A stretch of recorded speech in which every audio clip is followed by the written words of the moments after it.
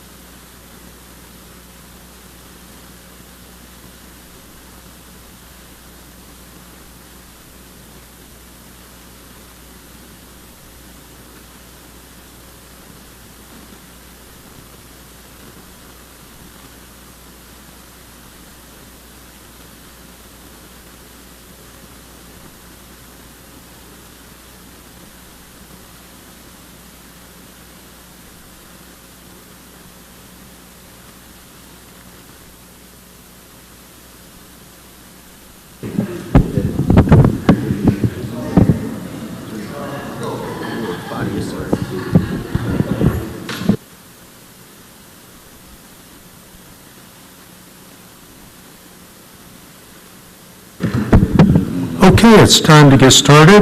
I'm going to call this special meeting of the Lawton Water Authority to order. Please call the roll. Hankins. Harris. Chapman. Gill. Hampton. Uyghur. Johnson. Warren. And a quorum is established. Business item number 1, consider approval of the minutes of the Lawton Water Authority special meetings of May 2nd, May 16, May 23, and June 27, 2023. So moved. Have a motion and a second. Please, are we voting? Calling roll. Yes. Please vote.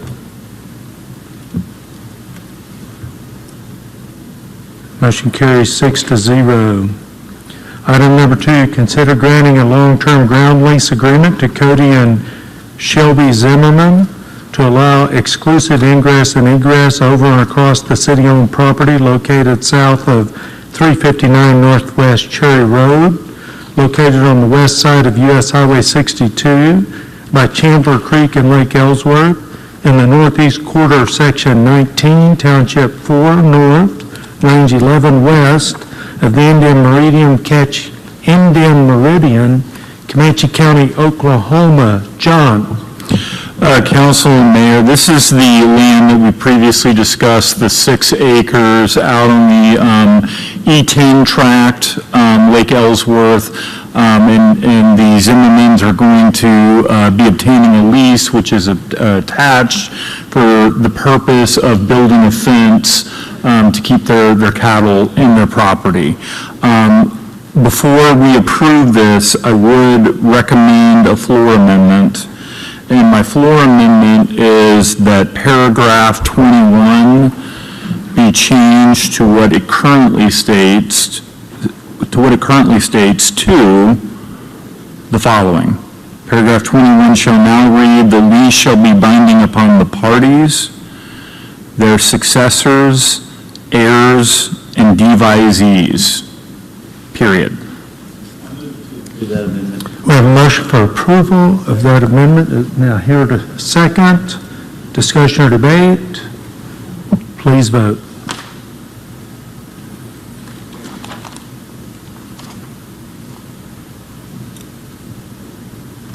Is this the current one or the last one? Okay, so the motion carries 6-0. John, do you want to introduce your guest before we adjourn on this meeting? Yes, I do, Mayor. So this is Robert Bannister. Robert is from Yonkers, New York, and he's a college student, and he's considering several different careers right now, one of which is politics. And so I thought this, no better way than to expose him to our politics. Now, since he's into politics, does he know he has to have a I Love Lawton Fort Sale pin on? We'll get him as well as myself squared away. Okay. All right, can I have a motion for adjournment, please? So moved. Second. Motion and a second. Please call the roll. Harris. Chapman.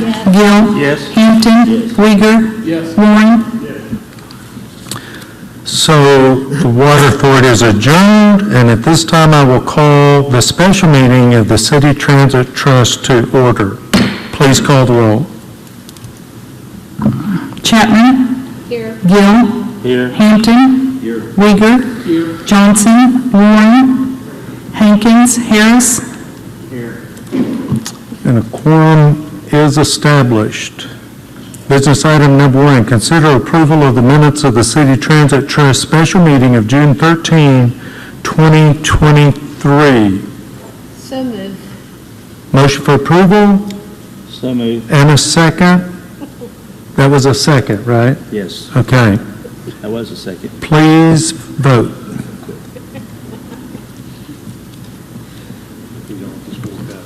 And the motion carries 6-0. Can I have a motion to go into executive session? So moved. We have a motion for executive session and a second. Please call the roll. Gill. Yes. Hampton. Uyghur. Warren. Harris. Chapman. So you can just chill out in this area. And then when we come back, you just come back up. Okay. So will you go? 1 o'clock starts. Yeah. Let's just chill and we can go over the agenda while you're waiting here. And if you have any questions, that's all the city. Dwayne is the deputy city.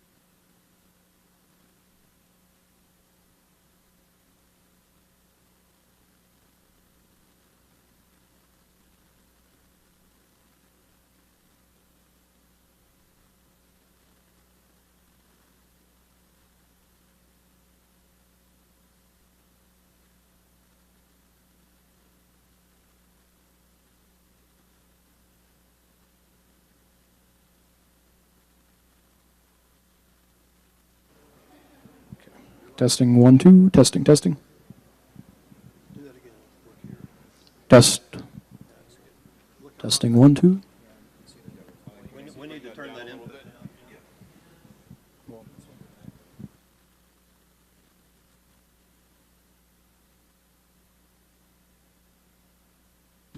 Okay, we're back from executive session. Please call the roll.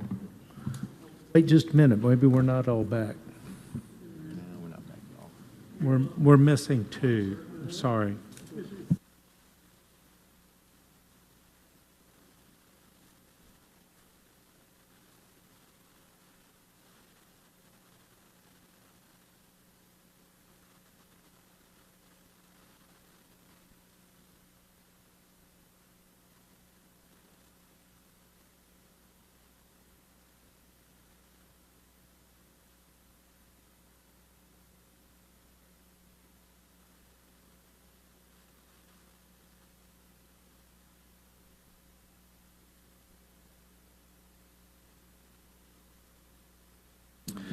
Okay, we're back from executive session. Please call the roll.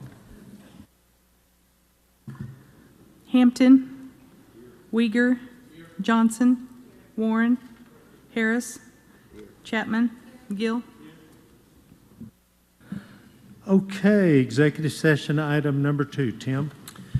Pursuant to Section 307B3, Title 25 Oklahoma Statutes, council convened an executive session for purpose of discussion concerning purchase and/or appraisal of real property for future Lawton area transit system facilities. The conversation was in executive session, did occur, and I'm understanding there may be a motion. Who has a motion? I have a motion, Mr. Mayor. Okay, turn on your mic and tell us what it is. Mr. Mayor, I'd like to make a motion to approve the land for the new Latz building, which is 6 acres. It lies between Railroad and Lawrence, and from B Avenue south, just past D Avenue. And I'd like to direct staff to work with any property owners for the acquisition of any real property necessary, subject to council approval. And further, I'd like to reroute the 7 routes to go through downtown Lawton. So we have a motion. Is there a second? Second. We have a motion and a second. Discussion or debate? Oh, well, we don't debate executive session usually, do we? Correct. Can we? Yeah, you've already. Okay, let's vote. No discussion.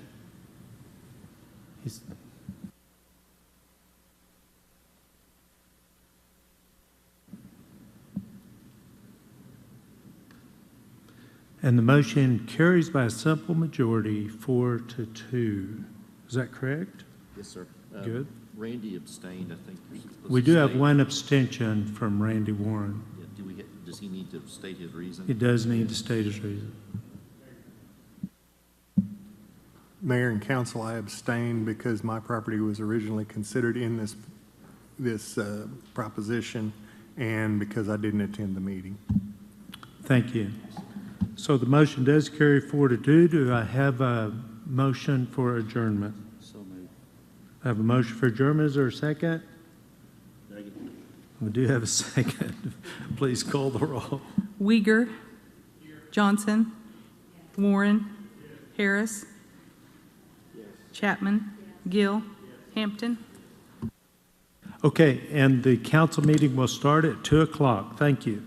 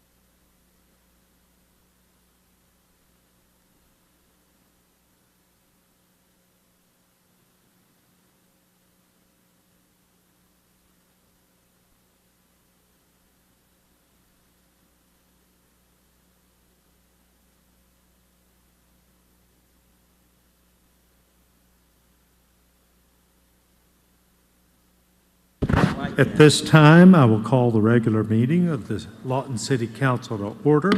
Please stand for the invocation by Pastor Amber Delger of the First Christian Church and remain standing for the Pledge of Allegiance. Pastor.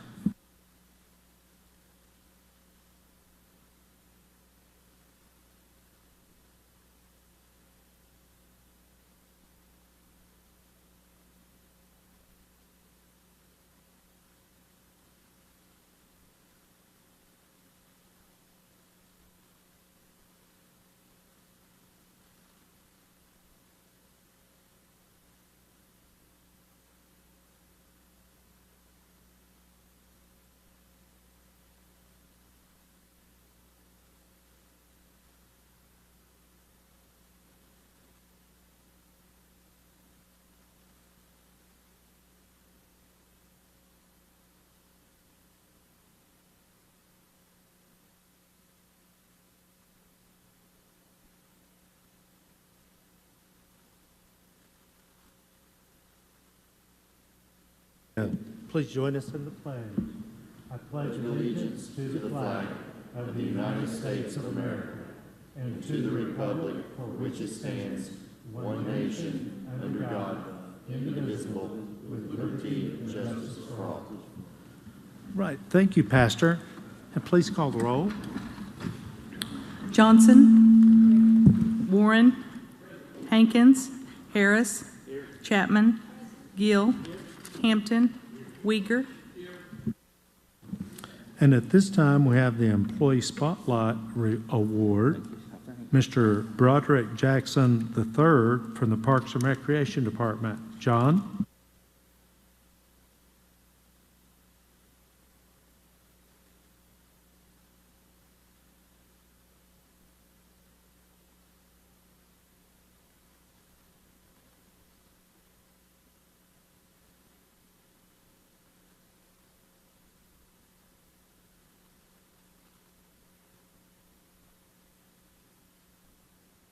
All right.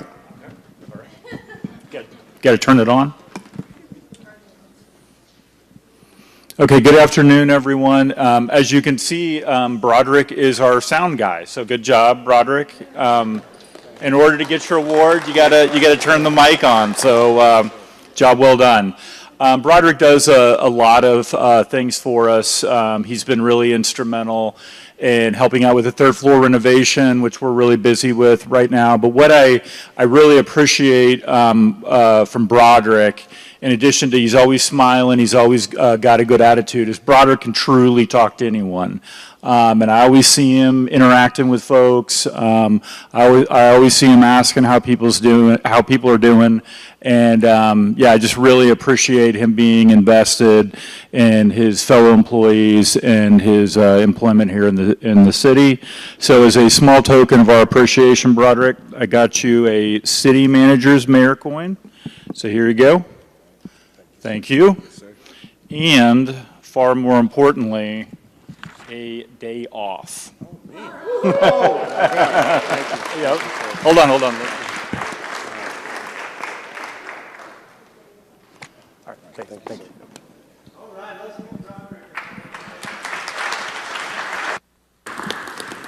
And for our Citizen of the Month, if Miss Michaela McCorkle will join me at the front, and let's give her a little walking music.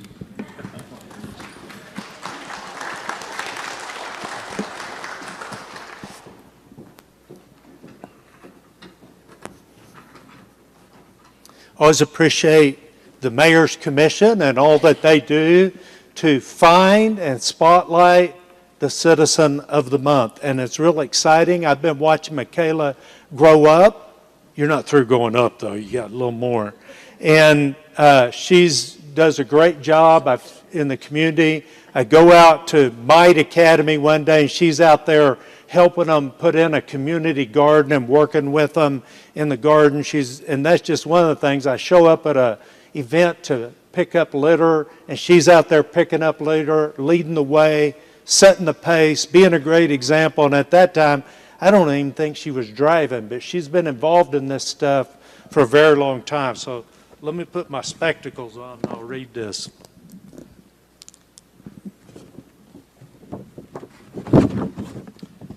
Whereas the remarkable endeavors of Michaela McCorkle have left an unforgettable mark on our community, inspiring us all since the tender age of 5.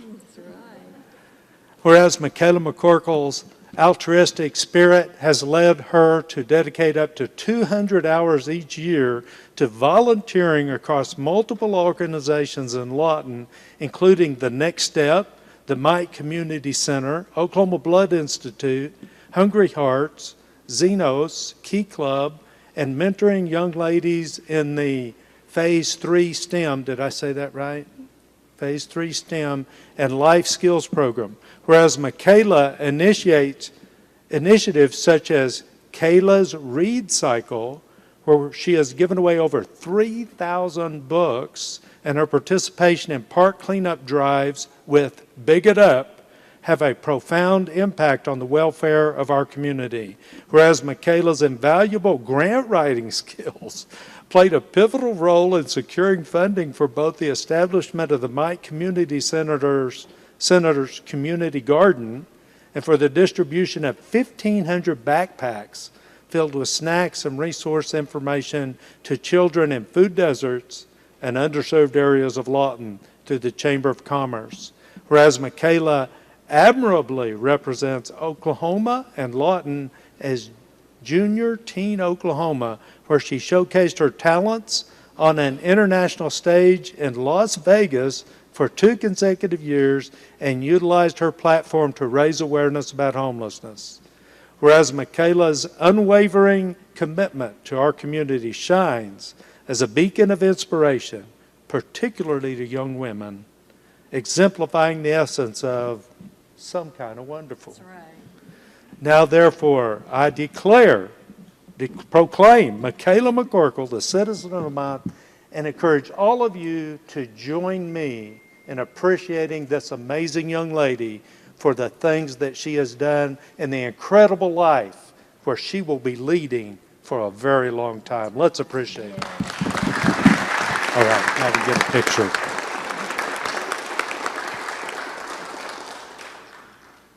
All right, now, Michaela, you get to talk to us. I just want to thank the Women's of Commerce for giving me this honorable recognition, and I just want to thank all the young people to use their passion to give back to our community. Thank you. That's right. Now, first I want to tell you I like your purple hair, but also I remember when you were little and you were so bashful, and here you are, you take the microphone, you've done such a great job. Now the Mayor's Commission gets started. You know, exactly what Michaela said. In the Bible, the Lord tells people all the time, don't be intimidated by your age. Age does not matter. You're not too young, you're not too old. I was told just 3 years ago I was too old, and it hasn't stopped me yet, has it? So you know what? You don't have to be this age. You can be this age. You don't have to be this age. You can be 5. But you know, we need those citizens. When you have somebody, you see someone that's out there doing good things in this community, send them our way. We love to recognize them. Congratulations, Michaela. Thank you. So proud of you. Thank you, Michaela. Thank you, guys.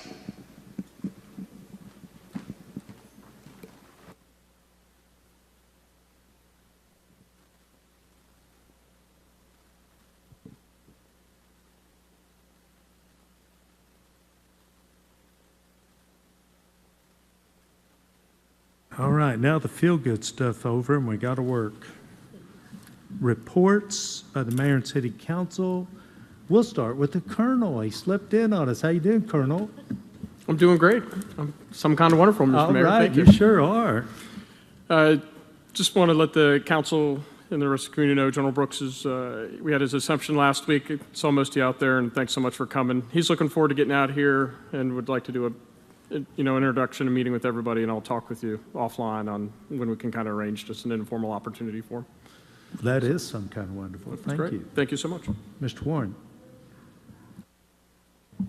I'm just in passing, just for the people that are watching and maybe the people that are out here, We've had an onslaught, mostly because of the hailstorm that we had, but we've had an onslaught of individuals knocking on doors and trying to sell people things. And I just want everybody to remember, A, you don't have to open your door to them, and B, if they don't have a permit, if they don't have a permanent address in the city of Lawton for their business, they have to have a permit. And if they don't have a permit, definitely don't talk to them.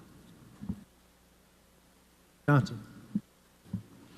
I just wanted to say thank you to every individual that has reached out to me and my family in the time that we're going through right now with prayers and positive messages and support. Just wanted to take the time to say thank you. Thank you. Mr. Weaker. Okay. Want to just remind everyone, in taking care of your lawns, please don't get too hot out there. We're enjoying the summer heat right now, but be careful when you're out there mowing. Okay, thank you. Mr. Hampton. Thank you, Mayor. As always, Farmers Market. Hopefully you've got the message every time I talk about it, but I went out and bought some watermelon and had some sweet corn. I think she's going to be there one more week, but boy, that corn was delicious. Get out there, enjoy that. They have other things at the Farmers Market. You'll end up meeting other people and talking to other people with the same interest. There's a lot of things to do in Lawton. This is just one of them, and I want to encourage you. You can sit at home Saturday morning, or you can get out and go and invest time in yourself and in your family and the community. Thanks, Mayor. And Mr. Gill. Ms. Chapman. Councilman Hampton, I also got some really good tomatoes and sweet corn and lettuce, so I know what you're talking about. I just want to say a shout out to the people who are working in this heat, and I don't know the right phraseology, but putting the tar and maintenance on the roads right now. I see them out there and I'm thinking, thank you for doing this in this horrible heat. So just a shout out and a thank you. Thank you. Mr. Harris. Am I under the 3-minute rule? Yes. Okay, but fasten your seatbelts. A couple of meetings ago, a citizen came and made a statement that the city manager makes more than the government, basically attacking the city manager and the manager's pay. And so we've been working hard, especially the city manager, Joe Don and Craig, to bring all the employees up to par. And it seems that everybody wants to be brought up to par, but they don't want the city manager to be brought up to par when he's currently working for quite a bit less than our peer cities. I don't think people understand exactly what he does. Basically, he's on call 24/7. He sleeps with one ear and one eye open. And whenever something goes wrong, he's the first one that gets the call, and then he passes the information on to us. As I said, he worked with Joe Don and Craig to find a way to give raises to all the city employees, which I admire. I don't always agree with him, but he has been a valuable advisor to me at times, and sometimes a staunch opponent at times. But I respect him. He works well with his council. He stands up for his employees, which really impresses me. But as Babe Ruth once said when advised that he made more than the president, Babe responded and said he had a better year than the president. And I'm going to say the city manager does a lot more work than the governor and has done a better job for us. So I hope that people will begin to respect that position, even though he will go back to being the city attorney at some point in time. He's done an outstanding job in the meantime, and I want to thank you for that, John. Okay, thank you guys. And I just want to bring up, we had this envelope up here, and inside it is a thank you note with a great picture of a local STEM camp. Church, Abundant Life Church, did a STEM program, and I was honored to go out there and speak. And I want to tell you, those kids wrote and illustrated a book that I am not exaggerating when I say this book could easily become like the STEM curriculum or guidebook for this type of STEM program all over the country. It's really amazing. I think they're working on publishing it, and I'm very proud of them. And that was funded, at least in part, by our Youth and Family Committee. Is that right, Bishop? Okay, it was funded in part by our Youth and Family Committee, so we appreciate that. And all right, so now we move on to audience participation. Anyone having an item of business to present to the City Council that does not appear on the agenda, please come forward at this time. David, you're up. David Tyler, 501 Southwest 77th Street here in Lawton. Can you stay closer, David? Is it on? No. David Tyler, 501 Southwest 77th Street here in Lawton. It's taking a lot for me to calm down because we've just seen the city make a decision to purchase property. I said at the last meeting, not one penny to buy property for that bus transfer station. Not one penny. Put it at 4th and A, where the people that ride the bus want it to go. I don't care if you reroute every single bus right by that. They're going there right now today. What none of you are taking into consideration is the fact you can put it down there on B. You can have every bus run through downtown Lawton. But you know what? You've accomplished nothing, because that family that goes to the library for reading, when they're finished, they go out and they stand out in this 104-degree heat waiting for the bus to come by and pick them up. What have you accomplished? Absolutely nothing. I've been in these meetings where it's been stated the repair facility and the transfer do not have to be in the same location. It's been stated a dozen times. I attended a transit meeting when it was said they do not have to be in the same location. Now you're wanting to stick these families, the handicapped, waiting outside in the rain, in the heat, in the cold, in the wind. Where's your common sense? I can't believe it. There's no need to buy property down there. We own that. You've got plans for 4th and A. Those plans should not supersede the people that ride that bus and the citizens of this town. If you want to put a monument park over there, if the McMahon Foundation wants to put another bench over there, forget it. That needs to be the transfer station. I don't care what anybody says.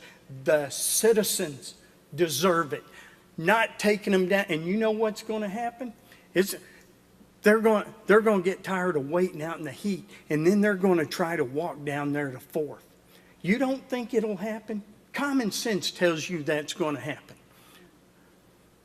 I think every one of you ought to reconsider it. If not, start riding that bus every day. Thank you. Is there anybody else that would like to come forward and speak on this time of audience participation?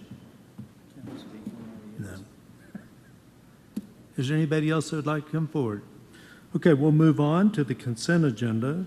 The following items are considered to be routine by the City Council and will be enacted with one motion. Should discussion be desired on an item, that item will be removed from the consent agenda prior to action and considered separately. Council, I have a request to pull item 5, 6, and 9 and strike item 8. Is there any other items the council would like to pull? Seeing none, can I get a motion? Council and Mayor, I'd make a motion to approve the consent agenda as presented, with the exception of pulling items number 5, 6, 9, and striking number 8. 8. Do I have a second? Second. We do have a second. Please vote.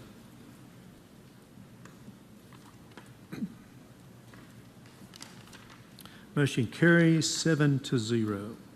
Bringing up item 5, considering into consider entering into an agreement with the South Central Oklahoma Workforce Board to participate in their work experience program, which will aid in hiring and training recommended candidates for various positions throughout the city of Lawton, and authorize the mayor and city clerk to execute all documents necessary to implement the program. Craig. Good afternoon, ladies and gentlemen. Am I good enough? Can you hear me? Okay. We're bringing this back simply because the original agreement we signed with them expired. It was good for 2 years. We signed an agreement with them a couple years ago. It was actually for 2 programs.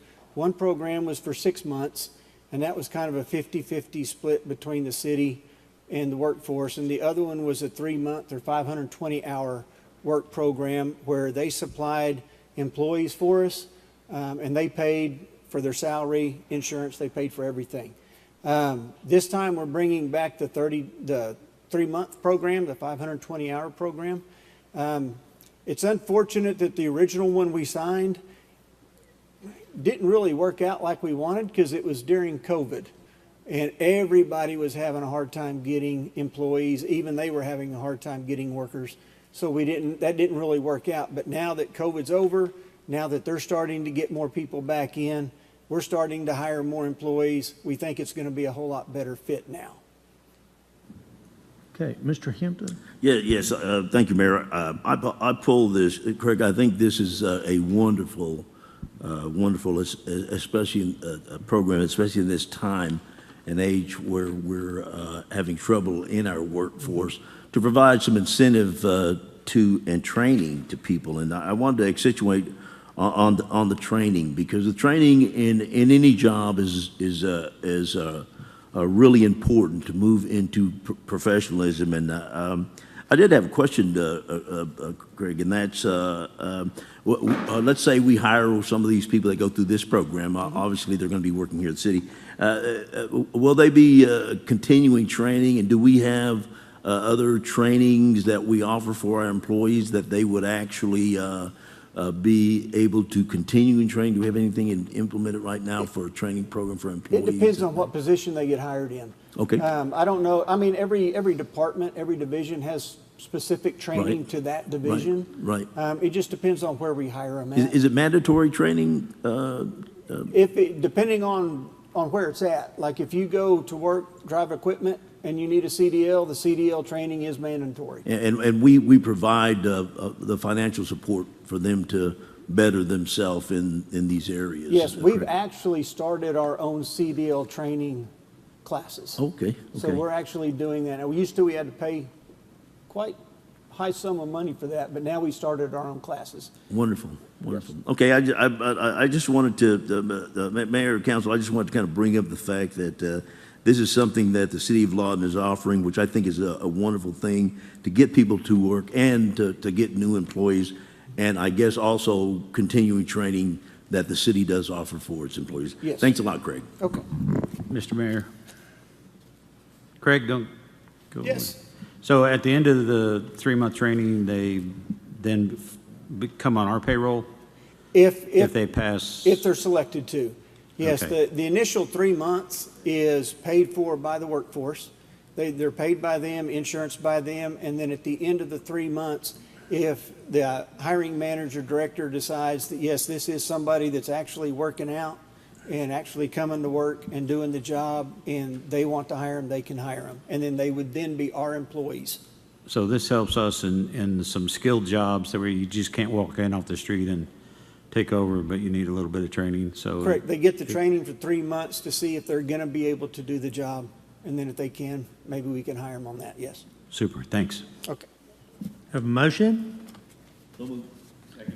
Motion for approval and a second. Discussion or debate? Please vote.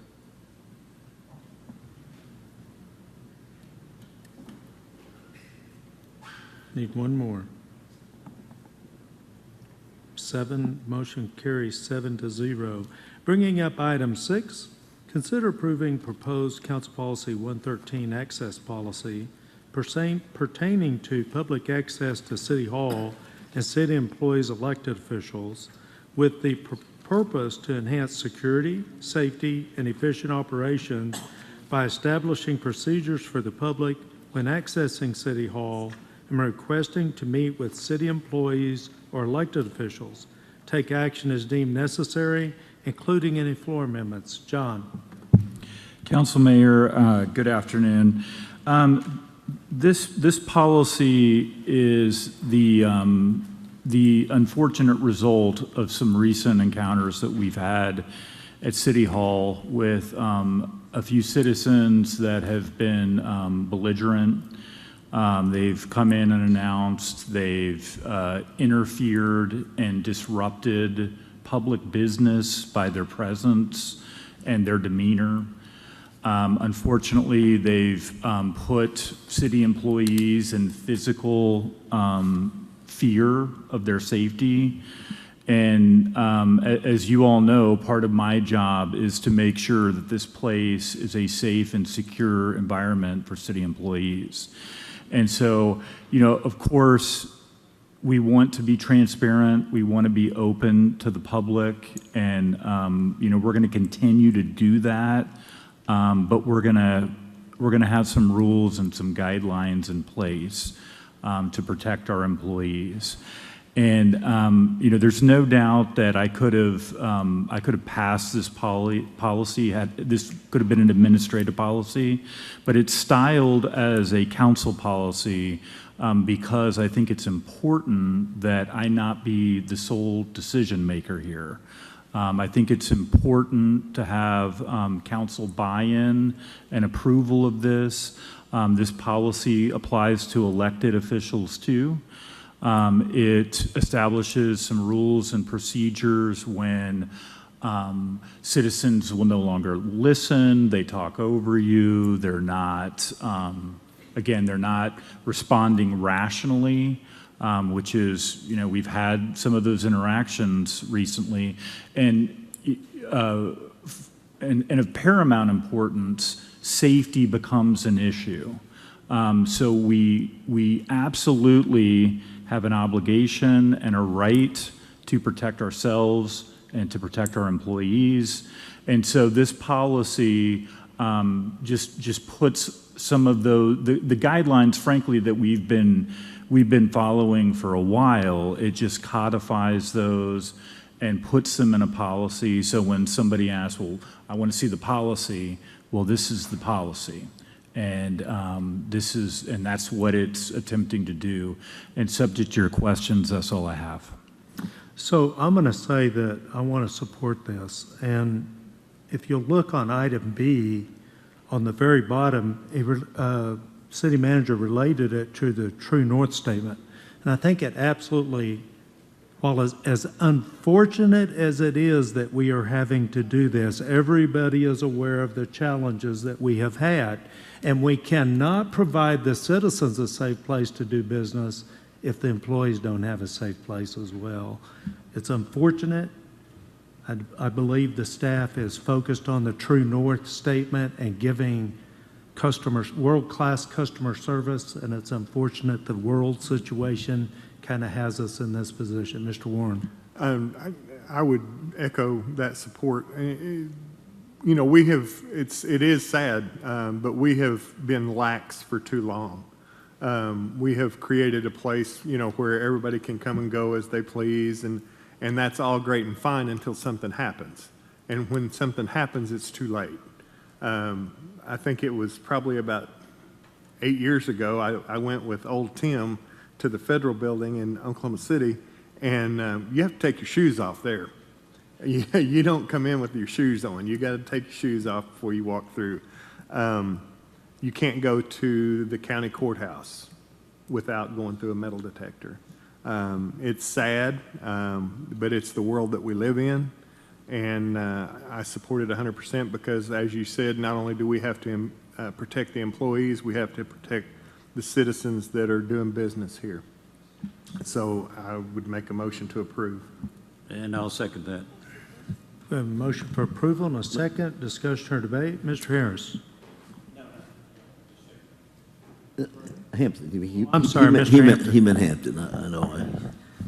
I know we look a lot. Thank you, Mayor. I do want to echo that. Indeed, guidelines do have to be set when there are people that overstep the bounds of just being friendly to each other. And in that, I do want to encourage the citizens. This is probably just 1%, 0.5% of people that come here, and most people that do come are very amicable and polite and take care of the business that they're doing.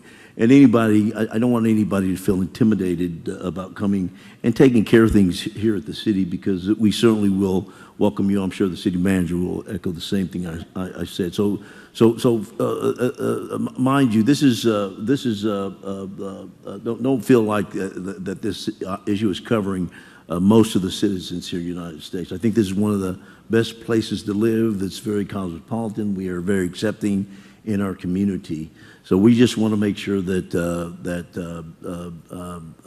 that small percentage of people understand that we have to be nice to each other. We have to be amicable to be with each other. Thank you, Mayor. Any other discussion? Please vote.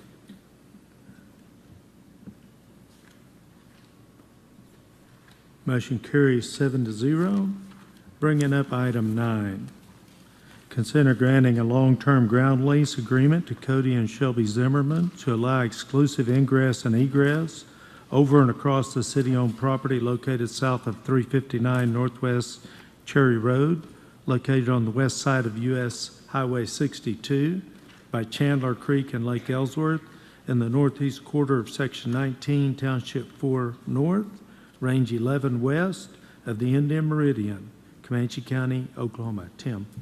Mayor and Council, I asked that this item be pulled because at the on the Water Authority meeting, the city manager recommended a floor amendment, so we would need to do a similar floor amendment if council wants to approve the lease. Council, the recommended floor amendment is for paragraph 21 of said agreement. The new language for paragraph 21 will state as follows: the lease shall be binding upon the parties, their successors, heirs, and devisees. By Mr. Gill. Do we have a second? Second. We do have a second by Ms. Chapman. Discussion or debate? Please vote. Motion carries 7-0. That brings us up to item 15. Hold a public hearing and consider approving the submission and acceptance of the 2023 Department of Justice Edward Byron Assistance Grant, Local JAG, by the Lawton Police Department. Authorize the approval of an interlocal agreement between the city and county, as well as any other documents necessary for the grant. Will. Thank you, Mayor. This is the 2023 Edward Burns Grant issued by the Department of Justice. And the Department of Justice issues this to law enforcement agencies so they can buy equipment that normally wouldn't be available to them because of budget constraints. It happens every year. They send it out and tell us what we're going to get. We either take it or not. So this year they've offered us $72,832. As every year it is an 80-20 split with the county. So with that, our cut would be $58,265.60. Now with that money, we would like to purchase 2 motors for our boats. We have 3 boats out the lake. 2 of the engines are past their lifespan. And so we need to get those replaced. It's very expensive. And with the rest of the money, we'd like to buy red dot sights for the police department's on-duty pistols. Those are pretty pricey as well. So that's it. Okay, Council, we have opportunity for questions. This is not where we give our comments. That's after the public hearing. But do you have questions? Seeing none, I will open the public. Yes, Mr. Hampton. Yeah, thank you, Mayor. Well, you were saying that we're going to get 5,000. No, sir, we're getting 58,265. Yes, sir. And that's the 80. That's correct? The 80%. Okay. Yes, sir. It's 14,566 to the county. Okay, thank you. Yes, sir. Are there other questions? Seeing none, I will open the public hearing. Anyone wishing to speak on this item, please come forward at this time. Yes, sir. Name and address, please. Yes, J.R. Warren, 2418 Northwest Lawton, Northwest 80th Street, Lawton, Oklahoma, sorry. This is a good thing. We do need the engines for those boats. So this is a really good thing. I like the program. We're getting something out of it good for the city. So I'm just saying, I'm with y'all. Thank you. Is there anybody else that'd like to come forward and speak on this item? Seeing none, I will close the public hearing. Council. Move to approve. Second. Have a motion for approval and a second. Discussion or debate? Please vote. Motion carries 7-0. Item number 16. Okay, first of all, I want to say that 4 of these are being struck. 614 Southwest 26, 1204 Northwest Ferris, 1206 Northwest Baldwin, and 1206 Northwest Ferris. Hold a public hearing and adopt a resolution declaring the structures located at 417 Southwest 23rd Place, 419 Southwest 23rd Place, 1436 Northwest 22nd Street, 1440 Northwest 22nd Street, 1607 Southwest F Avenue, 1610 Southwest New York Avenue, 1701 Southwest F Avenue, 1725 Northwest Ash Avenue, 1727 Northwest Ash Avenue, 1903 Southwest C Avenue, 2120 Northwest Bessie Avenue, to be dilapidated pursuant to Section 651 Lawton City Code, ordering the owner to abate the nuisance, authorizing summary abatement, and authorizing the city attorney to commence legal action in district court to abate the nuisance. John. Mayor, Council, 417 Southwest 23rd Place is in Ward 3, has had inactive water since 2019. As you can see, it's overgrown with foliage on the front side of the building. Damaged roof on this property, damaged trim. As you can see right there, this is actually a hole from the roof that's damaged where it leads into the structure itself. Damaged awning, missing trim, missing soffit, damaged siding on the building itself, broken windows and glass on the windows. And then a hole in the side on one of the sides of the structures. We posted the property on 6/30 of 2023. Any questions? Seeing none, I'll open the public hearing on 417 Southwest 23rd Place. Anyone wishing to speak on this item, please come forward at this time. Seeing none, I will close the public hearing. Council? Mayor, Council, I move to approve a resolution declaring the structure on the property a dilapidated public nuisance and authorize the abatement therefore as set forth in the resolution. Do I have a second? A second. And we do have a second. Discussion or debate? Please vote. Warren. Harris. Chapman. Gill. Hampton. Uyghur. Johnson. Motion carries. Moving us to 419 Southwest 23rd Place. John? 419 Southwest 23rd Place, again in Ward 3, inactive water since 2017 with the fire date of 5/24/23. There's a little bit of shingle damage on this, missing shingles, missing soffit, missing trim. The trees that are actually growing up against the siding and on the roof, which can cause damage.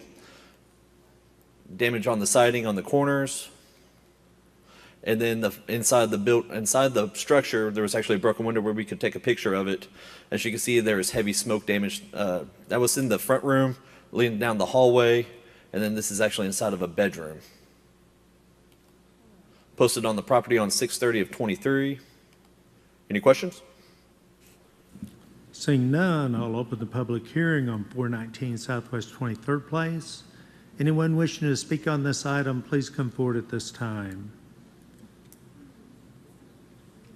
Seeing none, I will close the public hearing. Council? Mayor, Council, I move to approve a resolution declaring the structure on the property a dilapidated public nuisance and authorize the abatement therefore as set forth in the resolution. Do I have a second? Second. We have a motion and a second. Discussion or debate? Please vote. Harris.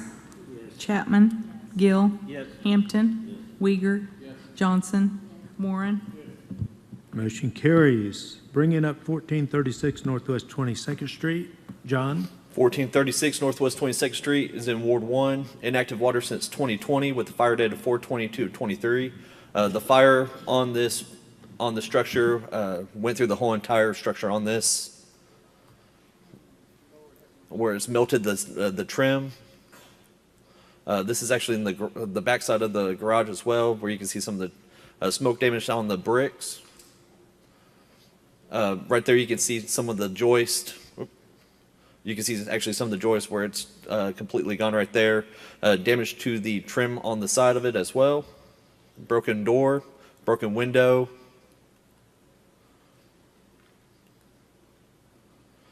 And then once again, you can see the joist inside of I guess the living room at that point in time, where it's even warped the glass from where the fire was. Posted on the property on 6/30/23. Any questions? Seeing none, I'll open the public hearing on 1436 Northwest 22nd Street. Anyone wishing to speak on this item, please come forward at this time.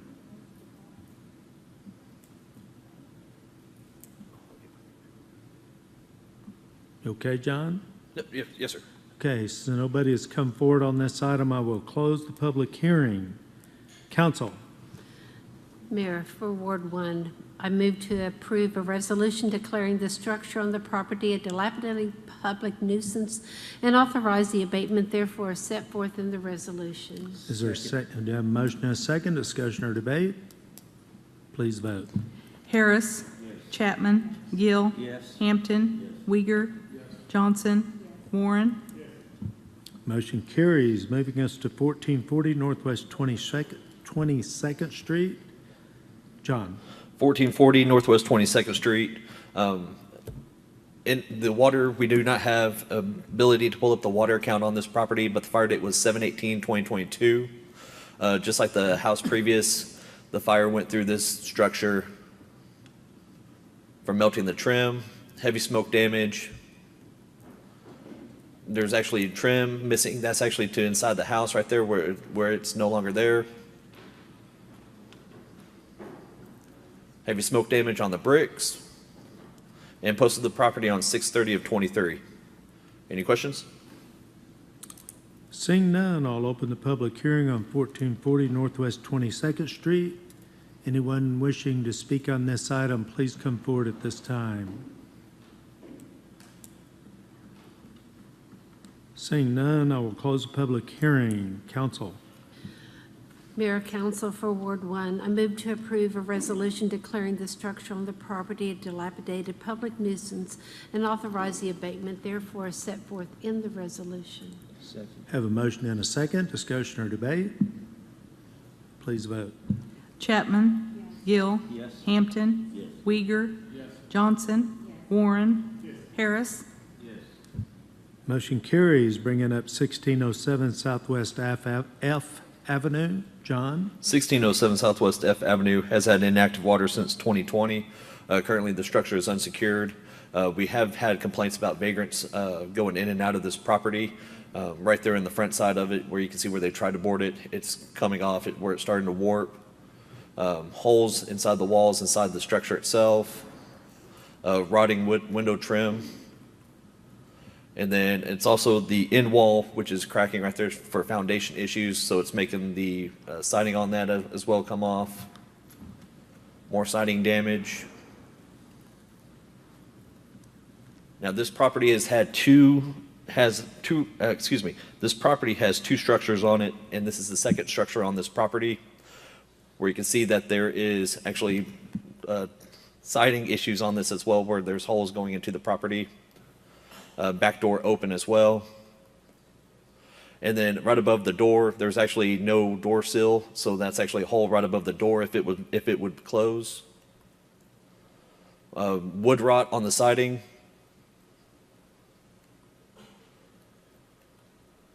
And then on one of the walls where it's just a makeshift of plywood, trying to create a wall for this structure. More wood rot on the bottom and throughout the siding on this one.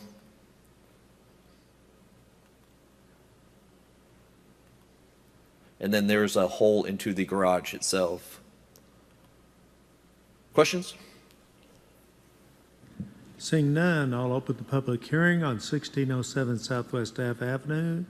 Anyone wishing to speak on this item, please come forward at this time. Seeing none, I will close the public hearing. Council? Mayor, I move to approve a resolution declaring the structure on this property a dilapidated public nuisance and authorize the abatement thereof as set forth by the resolution. Have a motion. Is there a second? Second. And there is a second. Discussion or debate? Please vote. Gill. Yes. Hampton. Uyghur.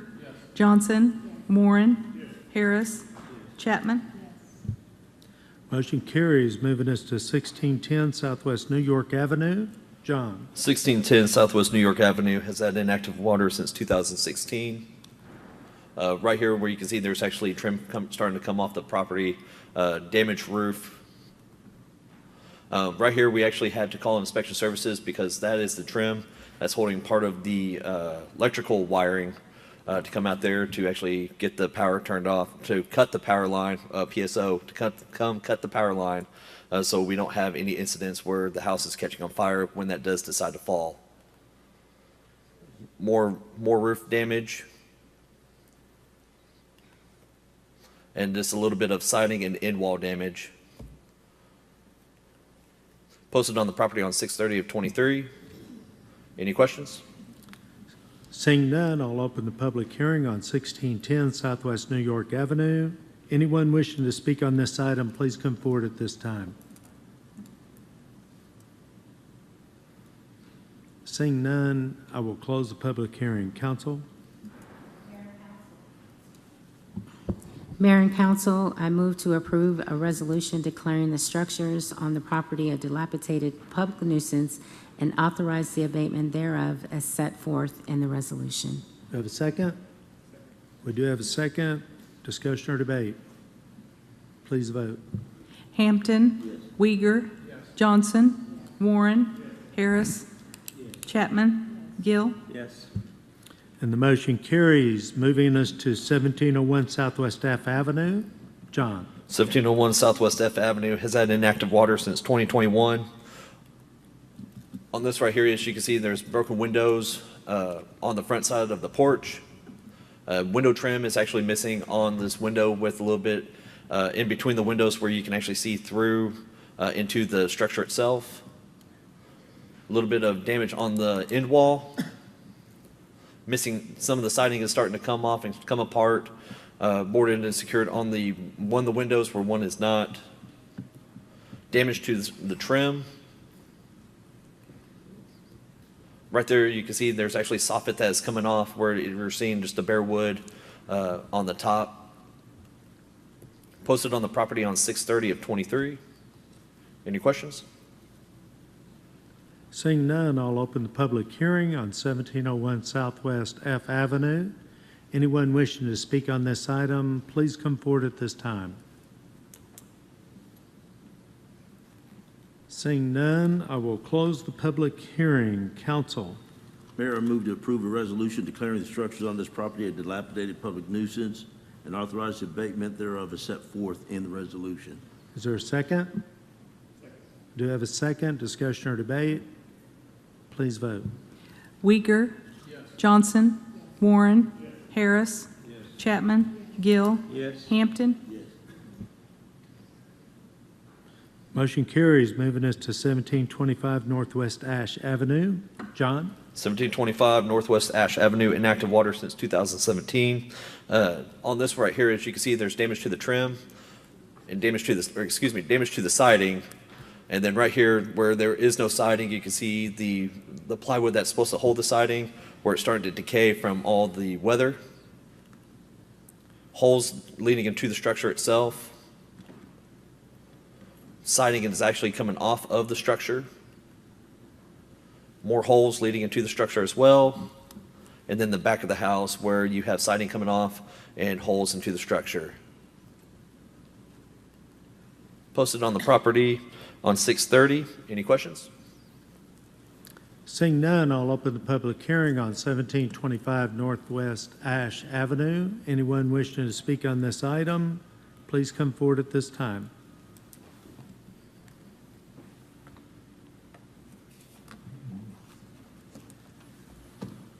Yes, ma'am, and I'll need your name and address, please, and then, Kay McNutt, 8986 Southwest Pecan Road, Lawton. We do have the property sold, waiting to close. So I'm asking for, time for us to get it closed, and they're going to flip the house how long has the utilities been off of it? since 17. Since 2017. So what is your goal for this property? Is it to fix Get- it up? Yeah, it's to get it up and running. So that is our goal as well, is that you Right. fix it up and make it livable. We haven't had anybody ask yet, so you're the first person today, but the way the process works is if the council decides to go ahead and put it on the D&D, you'll have 30 business days, which is about 6 weeks, to pull a permit, a remodel permit. Right. And then you'll have to show that you're making improvements every month, okay? Mm-hmm. And is there a limit on how long that is? Didn't we stretch it out We did, yes, sir. To 6 to, months. Yes, to what? So you're able to pull permits, 30-day permits for 6 months, or excuse me, for 9 months now, where you can pull the permits so we can help better work with the citizens of Lawton. Okay. But she's selling the house. Mr. Mayor, I have a question. I did too, but. Has it been sold? Yeah, I have a contract for it. You have the contract? Yeah. Okay. Mr. Mayor, I'll make a motion that we pull this off of the D&D list. We have, okay, just a minute, we haven't closed the public hearing. Is there anybody else that would like to come forward during the public hearing? Seeing none, I will close the public hearing now. Jonathan, when someone is selling their home, and I don't know when your closing date is, what is the procedure for us?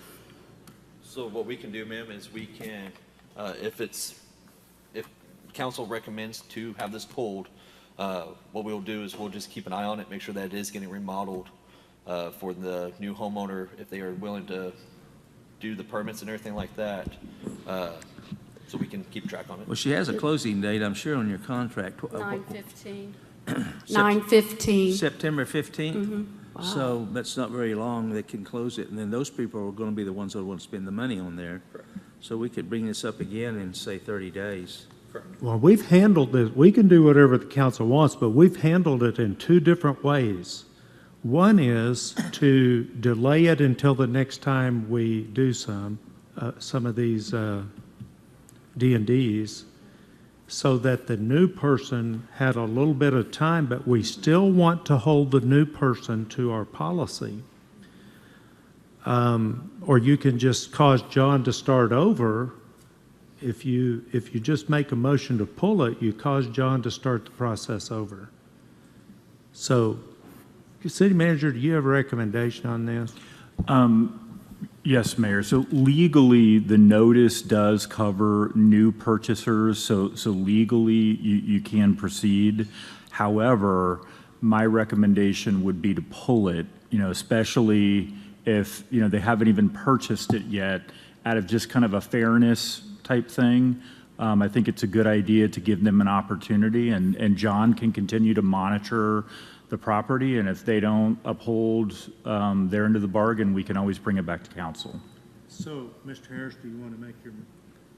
Yes, and I'll modify that motion slightly, that we pull it for 2 months and bring it back, date certain of, the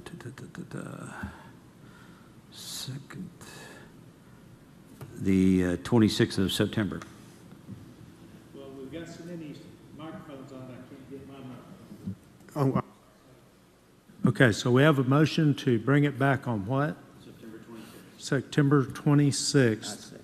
And we have a second, Mr. Warren. My question would be, though, if we bring it back on, in September as a method to help the new purchaser, when we do bring it back, it's going to have to be advertised again. All the paperwork has to be done. We have to do the notifications over. If we go ahead today and put it on the D&D, the new purchaser still has the same opportunity to get a permit, do the work, because otherwise we're going to be, either they're going to do it and everybody's happy, or they're not going to do it and we have to start all over I'm gonna again. tell you why. Mr. Mayor. City Manager.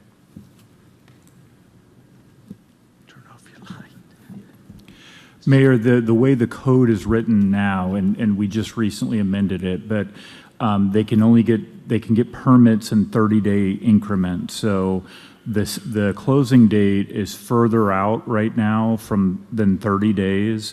I don't know if the new buyer would, I mean, they can still pull a permit. I doubt the new purchaser would make that investment prior to the closing. So if we do put it on the list here, it will likely be identified for demo because of the way our code is written now. Okay, the motion on the floor is to pull it and place it back on the agenda September 26th. There is a second. Is there further discussion or Yes. debate? I'd like to say Mr. one Gill. word. I think it's a good idea, and that's why I seconded the motion for the 26th. And let me tell you why. This very thing happened this past year in my ward. A piece of property was being sold, and the people were notified that owned it. They were out of town, and the person that bought it, because of the realtor didn't do their job or whatever reason, did not know about it, and he went out to redo it, and it was tore down. And I think we're in litigation over that right now, so we don't want to do that again. So we need to give these people that are buying property plenty of notice. In fact, I've talked with John on this, and we're now doing even a second search of title before we send the demolition crew out there. You tear someone's house down, that's a serious thing, and especially if it's in error. So I think we need to go on the side of error and make sure it doesn't happen. Yes, sir. What? I had one. Further discussion or debate? Mr. Warren. I just had one question, just so I can get this right in my mind again. So if they're going to actually take possession of the property in September, and we bring it back in September, we're not going to have time to advertise it for 30 days or whatever that time is. So shouldn't we really make it for October? Charlotte's going to tell us. So actually, since the motion is to table to a date certain, there's no new notice that has to be done. Say that again. Since the motion is to table to a date certain, that's providing your notice right here. So she's going to go and tell her client that they're going to rehear it on 9/26. So there's no new newspaper notice or posting that needs to be done because it's on public record here. So that's a good point. So for clarification, is the council wanting notice to be redone for the new owner to actually have actual notice, or is the council just wanting to table and it continues? Because there really are two different things. So to be clear in the motion, we need to say, are we wanting to re-notice or not? That was my concern, because I could see it coming back and then the new owner saying, I never got any kind of notice. It's only 10-day notice. So Mr. Harris, clarify your motion. Now I'm confused. So my motion will be following Councilman Warren's advice that we move it to date certain, October the 24th. Do you accept that friendly amendment for the second? Certainly. And Jonathan will keep an eye on the property, and this young lady will inform the buyers that this is still being considered. I'm assuming that they know the property's already in bad shape and they intend to fix it up, and they will have no problem pulling permits and getting with it. That's my motion. Okay. Can we just make that commentary? Everybody got it? Okay, the motion stands. Tim? So my question, for clarification, what I'm hearing is you don't want to do notice to the new owners, official notice out, That would be correct. Also, depending on when they file the deed, we may not have the new property owner's information at the time that notice is required. So part of the problem that I'm seeing is that if we put it on the D&D and it goes through, that by the time Jonathan gets a contract set on it, then they're going to go do the title search, and we're going to have a big mess anyway. So I'm just trying to avoid all of that, and we'll just start over in October. I want to make a comment. Then I would suggest the motion be to not put this on the dilapidated list at this time and let staff bring it back at the time they deem appropriate. That gives control to staff. When the new owner gets it, if they're not making progress, then we can re-notice and do the process again. Are you amending your motion? I am re-amending my motion to what the city attorney just said. Okay, second? I second, and I have discussion. you One wanna quick thing. discuss, okay. Well, I only want to say one thing, because I've been through this. They only upgrade the owners at the county level. That's where we get our information, is from the county. They only do that once a year, and it's in about the month of October. So it's very possible for someone to buy this property, and we never know it. And that's the problem that we've run into. So we have to keep that in mind. This should cover it, though. Are your notices filed at the county? Yes, sir. So it is in the public record, filed at the courthouse. The world is on notice that we have filed a D&D action on that. As soon as you guys approve the resolution, yes, sir. Okay, after we approve the resolution. And Mayor, once that notice is filed at the Land Records Office, then the world is on constructive notice at that point that the house is on the list. Please vote. Johnson? Warren?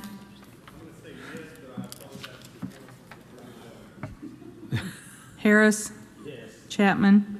Gill? Hampton? Uyghur? Can I vote no in a second? Okay, so that motion carries. Now we move on to 1727 Northwest Ash Avenue, John. There we go, 1727 Northwest Ash Avenue. Inactive water since 2014. As you can see right here, there's cracks and damage to the siding. Window trim is actually showing through the siding right here. More cracks, more siding missing on the property on the front side. Backside, window trim rot is actually going through. Backside, there's actually, right where my black square is, you can see where they took two pieces of board in there, try to seal up that area where the siding was missing, right above where the exhaust is as well. Cracks to the end wall. There we go. And then we posted on the property on 6/30/23. Any questions?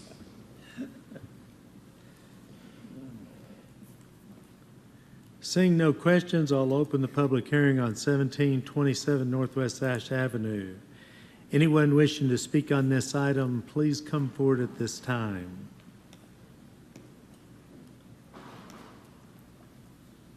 Yes, ma'am, and please give us your name and address. Hi, it's Jessie Sellers. It's 93 Apple Creek Drive, Elgin. This house I actually inherited. It was my dad's. He was a longtime city employee. He actually was a buyer for 30 years here. I have 6 children, and I work as a registered nurse. So this is something we just haven't gotten around to doing a lot of work on. We do have a buyer interested. We just finished paying off the lien on it. And as soon as that mortgage, I'm going to say this verbiage wrong, but as soon as the lien release is filed at the courthouse, that buyer is going to take over. His plan is to completely remodel and gut it and all the things. So we're just asking for time to allow him to do that and get it back to, Okay. Is that all you have for us? yes, sir. Okay. Is there anybody else that would like to come forward during this time of public hearing, or are there any questions for the speaker? Seeing none, I will close the public hearing. Council?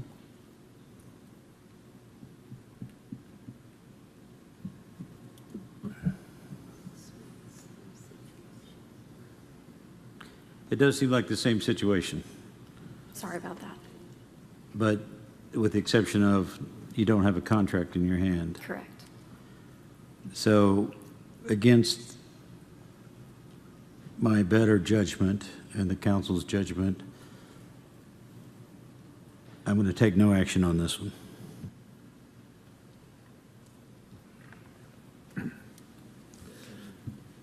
Okay, I'm going to give just a minute in case some other council member wants to take action.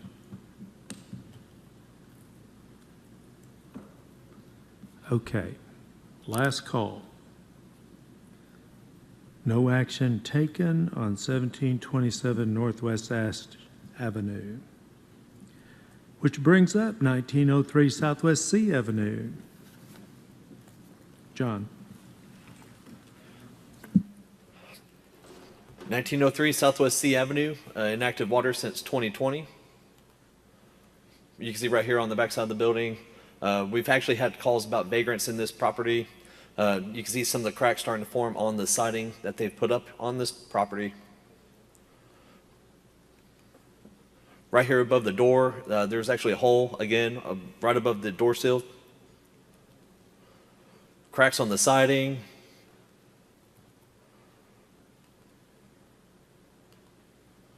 And then this is actually the shed that's in the backyard where you can see that there's actually pieces of soffit that's missing and then broken window on this as well.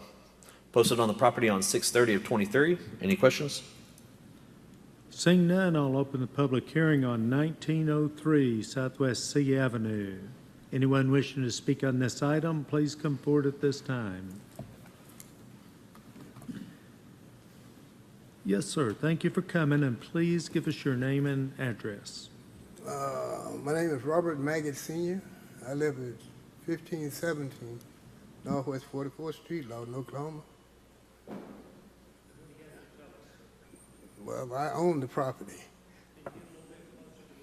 I own the property. Okay, so vagrants was in it, like you said, for a long period of time. So we had to, you know, put the signs and stuff up, trying to get them to leave it alone. They just really started leaving it alone here in the last month or so, because we've been having complaints and people going in and out. I tried to board it up, you know, fix it up where they couldn't get in and out. I mean, it was like a dope-infested place. People just in there, getting it, using it, whatever. So I boarded up the doors, I boarded outside the doors, covered up the windows, and they worked out so good so far. But now, I might have a little chance to get to work on it. I could do it. But y'all saying we need to get permits and do all this, that, and the other. You know, I'm a contractor. I do a build and remodel, so. So, sir, if you're a contractor, why can't you get a building permit and fix the house? But I'm just waiting on time for people to stop trying to get in it. That's the problem. So if you're a contractor, why can't you fix the house where people can't get in? Because we can do it. Yeah, I want to work on it now, but I had to keep people out and keep from breaking the windows out getting in. You get what I'm saying? And how long have the utilities been off? Since 2020. And I purchased the house about a year ago. Do we have any questions for the speaker? Yes, yes, sir. Are you ready to pull a permit and to fix the house? Well, Well, I can start on it, but it'll take a while because I got, other things going with it. Well, that's what we're interested in is you getting started Yeah. on working on it. Well, now I probably could, but the point was I didn't want to put money in it, and people started breaking the windows. No, I understand, but you're ready now to pull a permit and to work on it? Yeah, I guess I could. Okay, okay. You're aware that even if we put it on the D&D, you can pull a permit on the house and work on the house. And John, what is it, every 30 days that they'll check on the progress of the house to ensure that there's some that work is being done on the house, and move from there. Am I explaining that right, John? That's correct, yes, sir. Okay. So we're okay with we're okay with you working on the house, but you'll have to pull a permit on it, and we're not going to tear down the house as long as you're working on the house and checking with John to make sure that there's progress on it. Okay. Is that acceptable to you? Yeah. Okay, okay, great. Is there anything else you want to tell us, sir? Well, I wanted to ask a question. When I bought the property, it had two violations against it for the other owner, and it went on the tax thing where I had to pay the taxes for 2 years that somebody else messed up. And it wasn't me, it was somebody else. So it's like, say it's been 5 or 6 years. The interest done build up on it. And I didn't have it. Somebody else did it. What do I do about the property taxes? John, do you know about any problems with this property being distressed like that? So what you would want to do, sir, is actually, with the property lien on this, the property liens actually go with the property itself. So if you do purchase it during the tax roll, the liens come with it, and you're supposed to pay the liens on the property. In somebody else's name? Correct, because it's the property that was in violation. Yes, sir. Okay, thank you. Yeah. Is there anyone else that would like to come forward and speak on this item? City Manager. Sir, I just wanted to say, because you'd mentioned that you have vagrants there, if you file a criminal complaint at the police station, that will help us keep the vagrants off the property, because a lot of times we don't know who they are. So it's helpful if you actually go down and make a complaint. Okay. All right, thank you. About the other part, just you got. Is there anybody else that'd like to come forward and speak on this item? Seeing none, I will close the public hearing. Council? Mayor, I move to approve a resolution declaring the structure on this property a dilapidated public nuisance and authorize the abatement thereof as set forth by the resolution. We do have a second. Please, discussion or debate? Please vote. Harris. Yes. Chapman. Gill. Yes. Hampton. Yes. Uyghur. Johnson. Warren. Motion carries, moving us to 2120 Northwest Bessie Avenue. John? Thank you, sir. We've moved on to the next item. Thank you. John? All right, 2120 Northwest Bessie Avenue is in Ward 1, inactive water since 2016. This is the front of the house where it has been overgrown with foliage from a couple of trees that are actually right next to the house. Right here, as you can see, there is actually no front door securing the house on the front side. On it, right there, you're actually missing trim and also soffits. Holes right there from the back door. From the back door view, you can actually see where somebody's been through there, put holes in the drywall. Back doors are open as well, with more foliage coming up from the trees.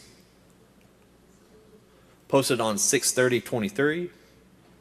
And what just happened? There we go. Any questions? Seeing none, I'll open the public hearing on 2120 Northwest Bessie Avenue. Anyone wishing to speak on this item, please come forward at this time. Seeing none, I will close the public hearing. Council? Mayor, Council, I move to approve a resolution declaring the structure on the property a dilapidated public nuisance and authorize the abatement therefore as set forth in the resolution. Is there a second? Second. We have a motion and a second. Discussion or debate? Please vote. Chapman? Gill? Yes. Hampton? Yes. Weiger? Johnson? Warren? Mayor? Yes, sir. I have two quick questions that I think may be germane, and if not, the city attorney can tell me to shut up. The first one is, do we, as a habit, post and start the process on these houses if we have a burn? Like when the fire department finishes putting the fire out, do we kind of automatically go out there and start the process?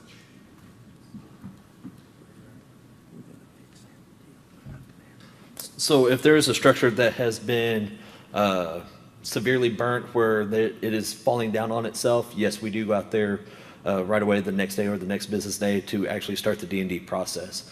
Some of these structures, we let the insurance companies, if they're not falling on top of themselves where somebody has lived in them, we try to let the citizen have enough time so they can get the insurance companies out there so they can rebuild. Okay. And the second question was the ones that we pulled off of today's, did we pull those because the people had come in and got permits? I just a question. The ones that we pulled out. About the ones that were struck early. That we struck So from the the ones beginning? that were struck early on, we had legal discrepancies Okay. On some of them, and then another one was sold the same day we posted on the property. Okay. Okay. Did you I have just had something, Ms. one Johnson? question, yes. So any property that may not have been placed on the list today, what is the process that you all take if it's still in the same condition to put it back on?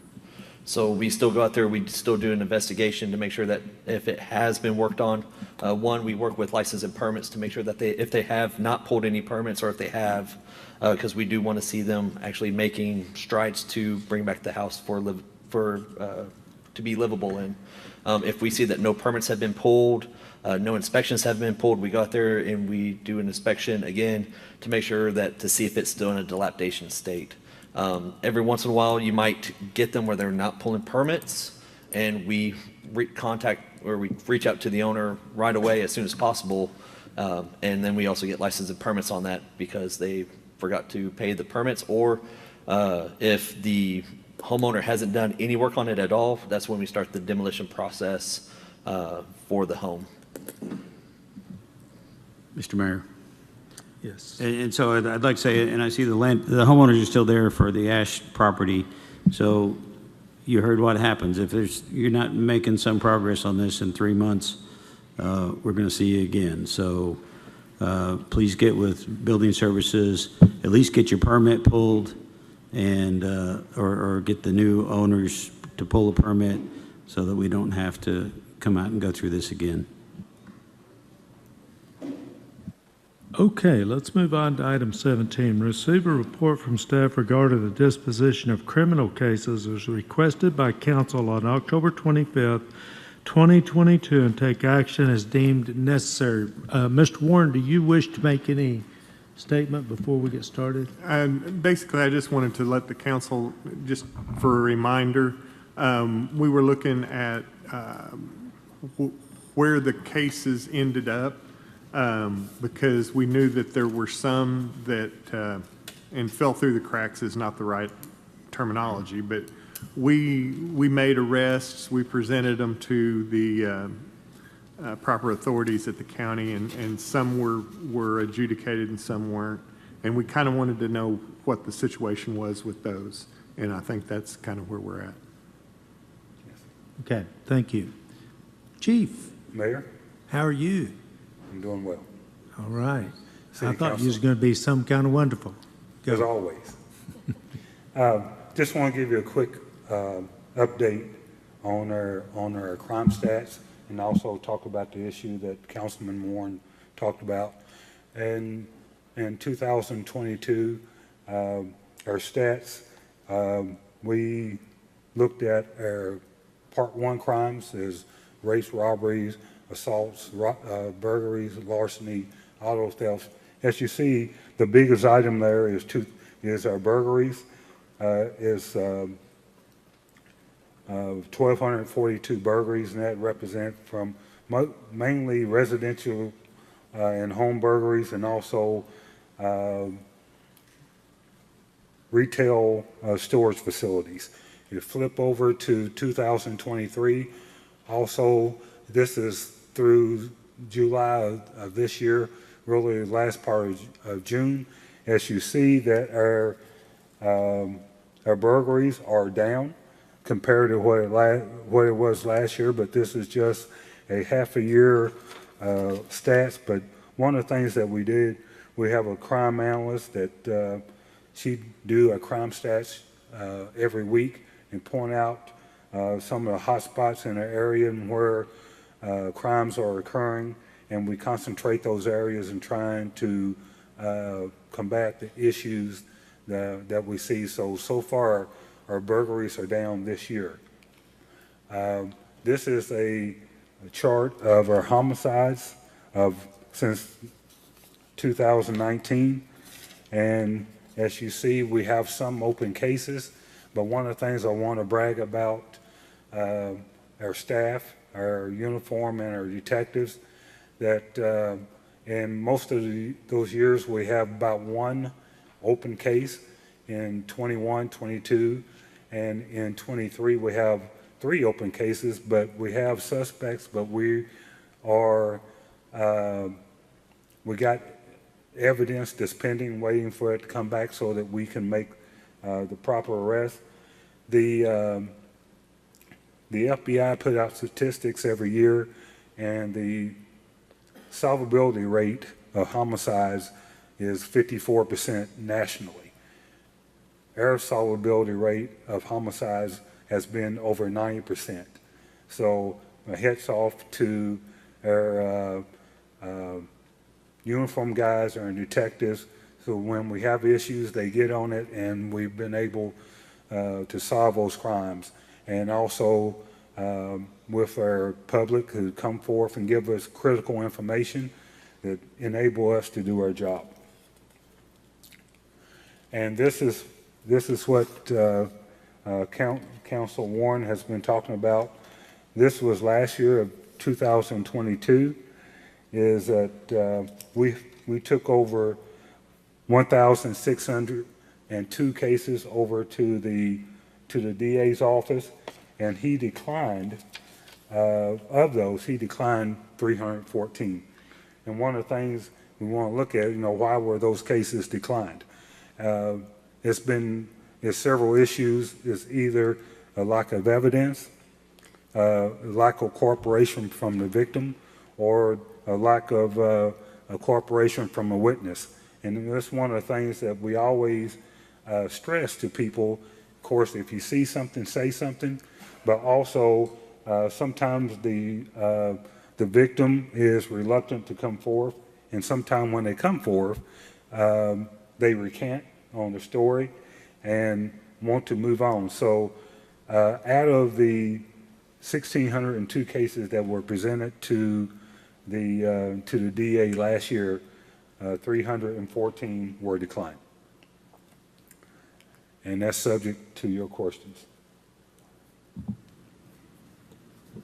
Mr. Warren. And I don't really have a question. I think Chief did a really good job. I think what it does point out is that one of the things we need to do a better job of, I can't blame the district attorney's office for that, because he's got a budget and he can't use resources to try cases where the individuals that were wronged don't want to proceed with it. They don't want to give testimony. They don't want to be witnesses or whatever. So he has to use his money in the best way possible to get as many convictions as we can get. I think what it does point out, though, is that we need to work harder and better and create a more, a safer environment where individuals, whether they have been victims of rape or burglaries or whatever that is, where they feel safe to go ahead and follow that case all the way through, or to be a witness. That, you know, we've got individuals that are afraid to be witnesses. We've got domestic violence cases where individuals recant in the middle of the case, and suddenly the district attorney doesn't have anything to work with. So I think if we can create an environment, and I don't know the answer to that, but if we can create an environment where people feel safer to do that, and to be able to educate people to where they understand that if they don't make that effort, then something worse will happen to someone else possibly, because some of those individuals are empowered to do those things again when they're not prosecuted. What are these larcenies, 816 larcenies? Is that like porch pirates?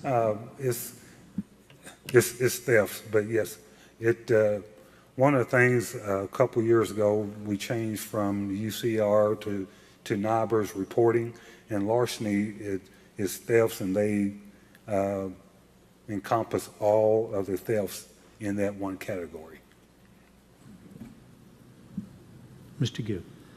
Chief, I was wanting to know why we're not responding to burglary calls.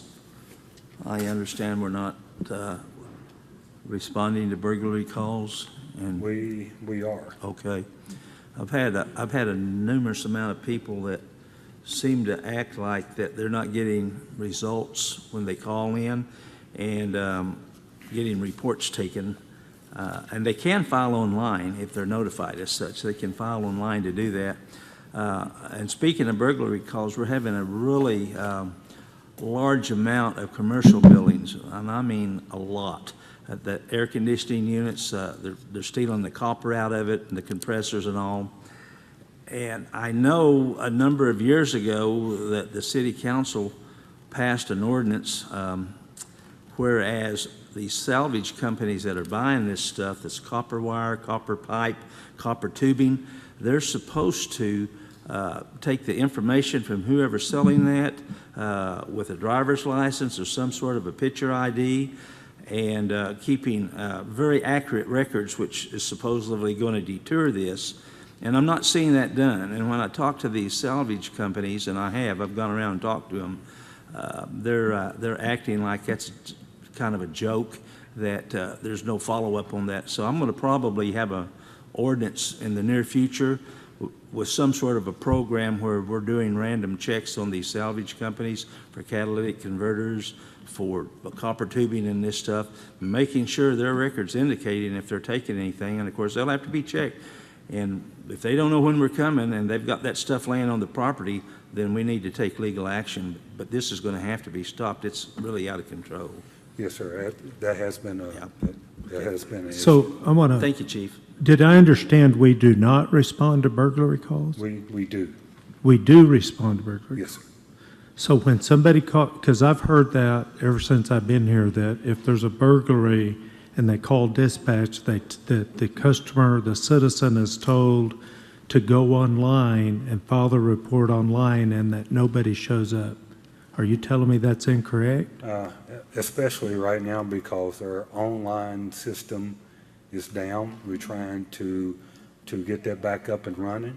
So they cannot go online right now and file a report. So we are responding to all burglary reports. We go, and also larceny. We actually go out to the location. Yes. Okay. Well, I appreciate you saying that. I do, I think I'm getting off a little of what is germane, because this is regarding the disposition of criminal cases. So I'm going to put this on the agenda to talk about further. And and I might get with you to get some information before I do, but I don't want to get off of our agenda item. Is there anybody else that wants to talk? Ms. Chapman? Chief Smith, there are a lot of different Facebook posts that, like neighborhood watch posts, where someone's Ring doorbell is showing someone coming in and trying to get into a pickup or knocking on the door or whatever. And they're sharing this information, but I never see them saying, I'm going to call the police, and I usually type in, have you called the police? If anything, I know you probably can't do anything about it, but it gives you an awareness maybe of what's going on in a certain neighborhood. Am I incorrect this way or not? Oh, no, ma'am, that's one of the things that we do. One of the things that our detectives do, they do follow up on the reports, and they do go out and see if there's any video in the area. And not just our detectives, especially like when we have a major accident, our traffic guys go out and look for other videos, and we encourage people, if they have something on their cameras or businesses, to share that information with us. But if the citizens don't notify you or the police, then it's not going to go anywhere, correct? Correct, but... And I think that's my frustration, is that I see so much of this on different posts that, have you called the police? Right, question.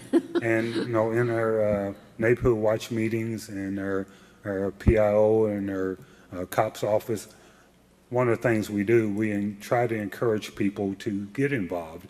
And like I said before, if you see something, say something.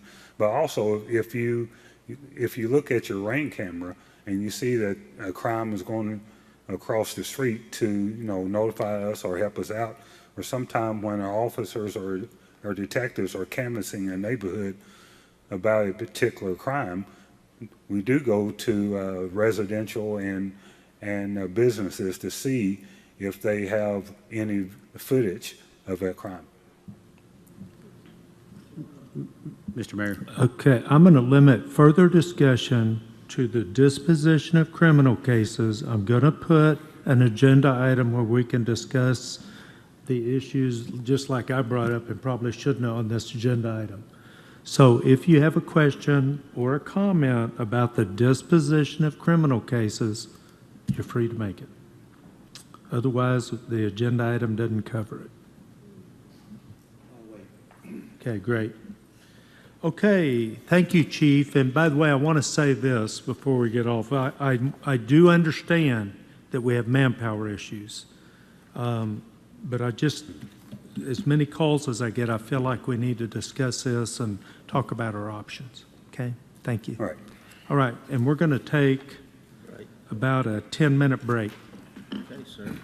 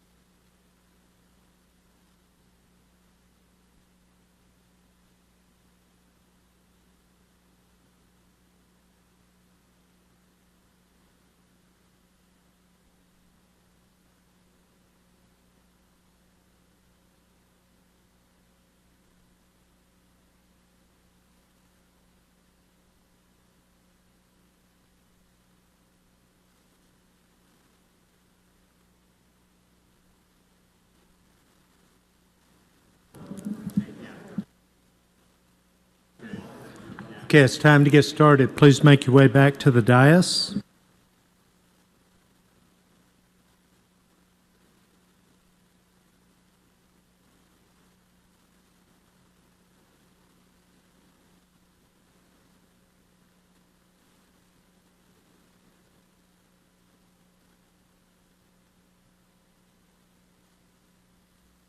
Item number 18.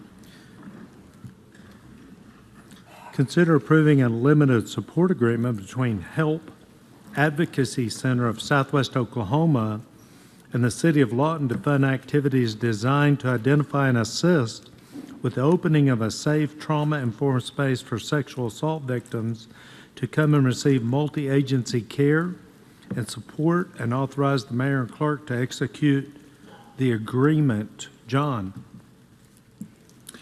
Mayor, Council, I was going to introduce Angela Chapman, who was here, but now I don't see her. So this is a agenda item where we're going to consider funding the HELP Advocacy Center, and this is for victims of sexual assault and other non-consensual sex crimes. And we've, from my understanding, there's been a bit of a spotty history in Lawton about providing these services. It's very critical that we do. The agenda item before you today is to consider approving $15,000 in funding. The county is also going to make a requisite support agreement as well. That's going to be $15,000. So the plan is to get into a facility pretty soon. So we'll have our SANE nurses set up, able to administer services to those individuals who need it. And we're trying to get this up and running as soon as possible. And this money goes a long way in making that happen. Do we have questions or a motion? Ms. Johnson moves to approve. Ms. Chapman seconds. Discussion or debate? Council, I think this, quickly, this goes to what we said in the previous item about making it a comfortable and safe place for people to be able to move forward with what's happened to them and be able to have a safe environment. Please vote.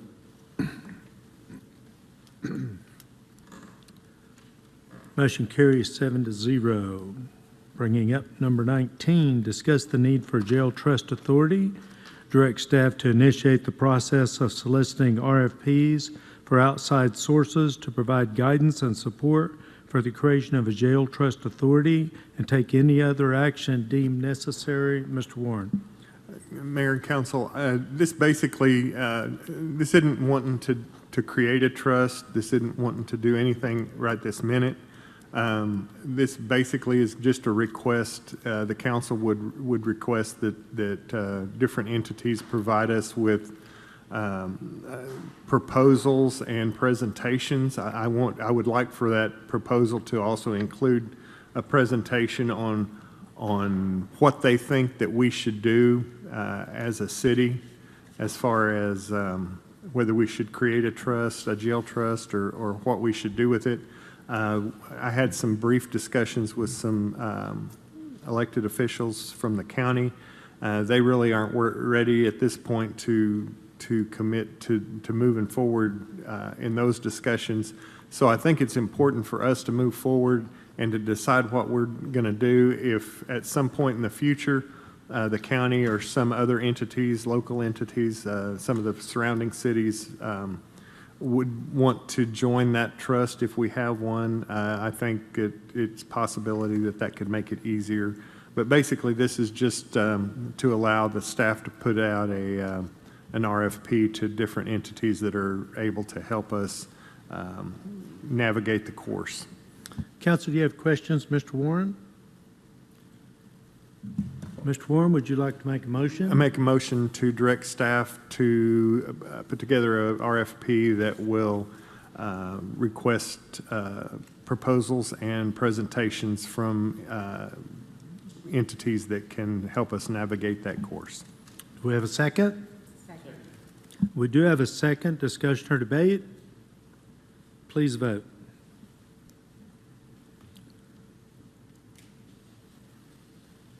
Motion carries 7-0. Consider waiving sections 712.2 and 12.1 of the Lawton City Code to allow for children aged 17 and under to operate entrepreneurial ventures such as lemonade stands without temporary structure permits and food service establishments permits. Direct staff to include an exception for these requirements in the code that also protect against shams and take actions as deemed necessary. Mr. Mayor, I make a motion that we do that. We have a motion for approval and a second. Discussion or debate? Please vote. Motion carries 7-0. Number 21, consider approving an ordinance to create section 727.1, 2710 through 727.1, 2712, Article 727.1, Division 727, Chapter 7, Business, Lawton City Code 2015, by creating the process for operators to pay their hotel motel occupancy taxes and establishing procedures for those who fail to pay as otherwise required in city code, and creating the appeal process for any short-term rental facilities who have their licenses revoked, providing for codification, providing for severability, providing for floor amendments, and declaring an emergency. Charlotte. Good afternoon. So while staff was going through the process with the short-term rental registration development, we took another look at our code that addresses the hotel motels and short-term rentals, and we discovered that we were missing a few key steps, such as if they don't pay their taxes, we essentially use the same language that was put in the finance and taxation ordinance that was voted on by the public. So if they become delinquent, they have to pay their taxes to the finance department by the 10th day of each month.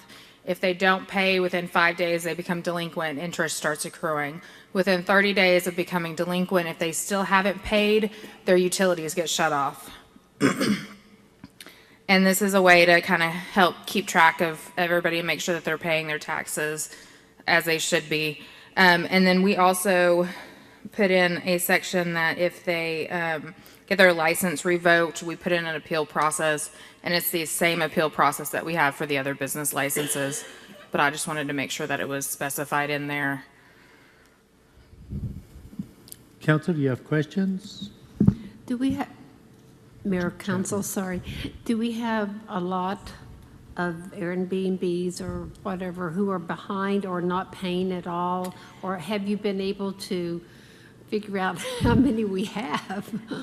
The last number that I heard, we only have about 3 or 4 that are actually paying their fees, and I believe between 200 and 300 that are operating inside city limits.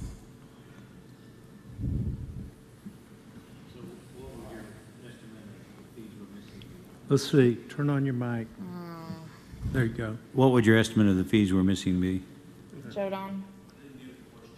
The estimate of the fees we're missing for the short-term rentals.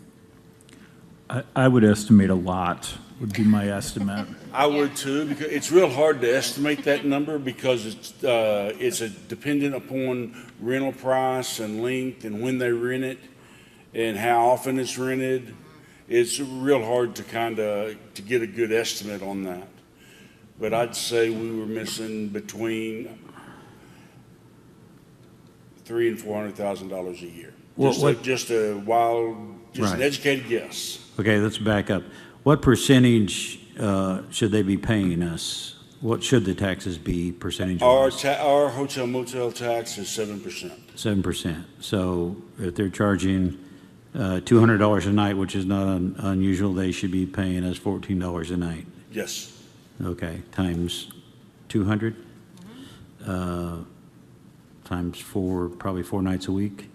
Okay, thanks. Mr. Gill. Question.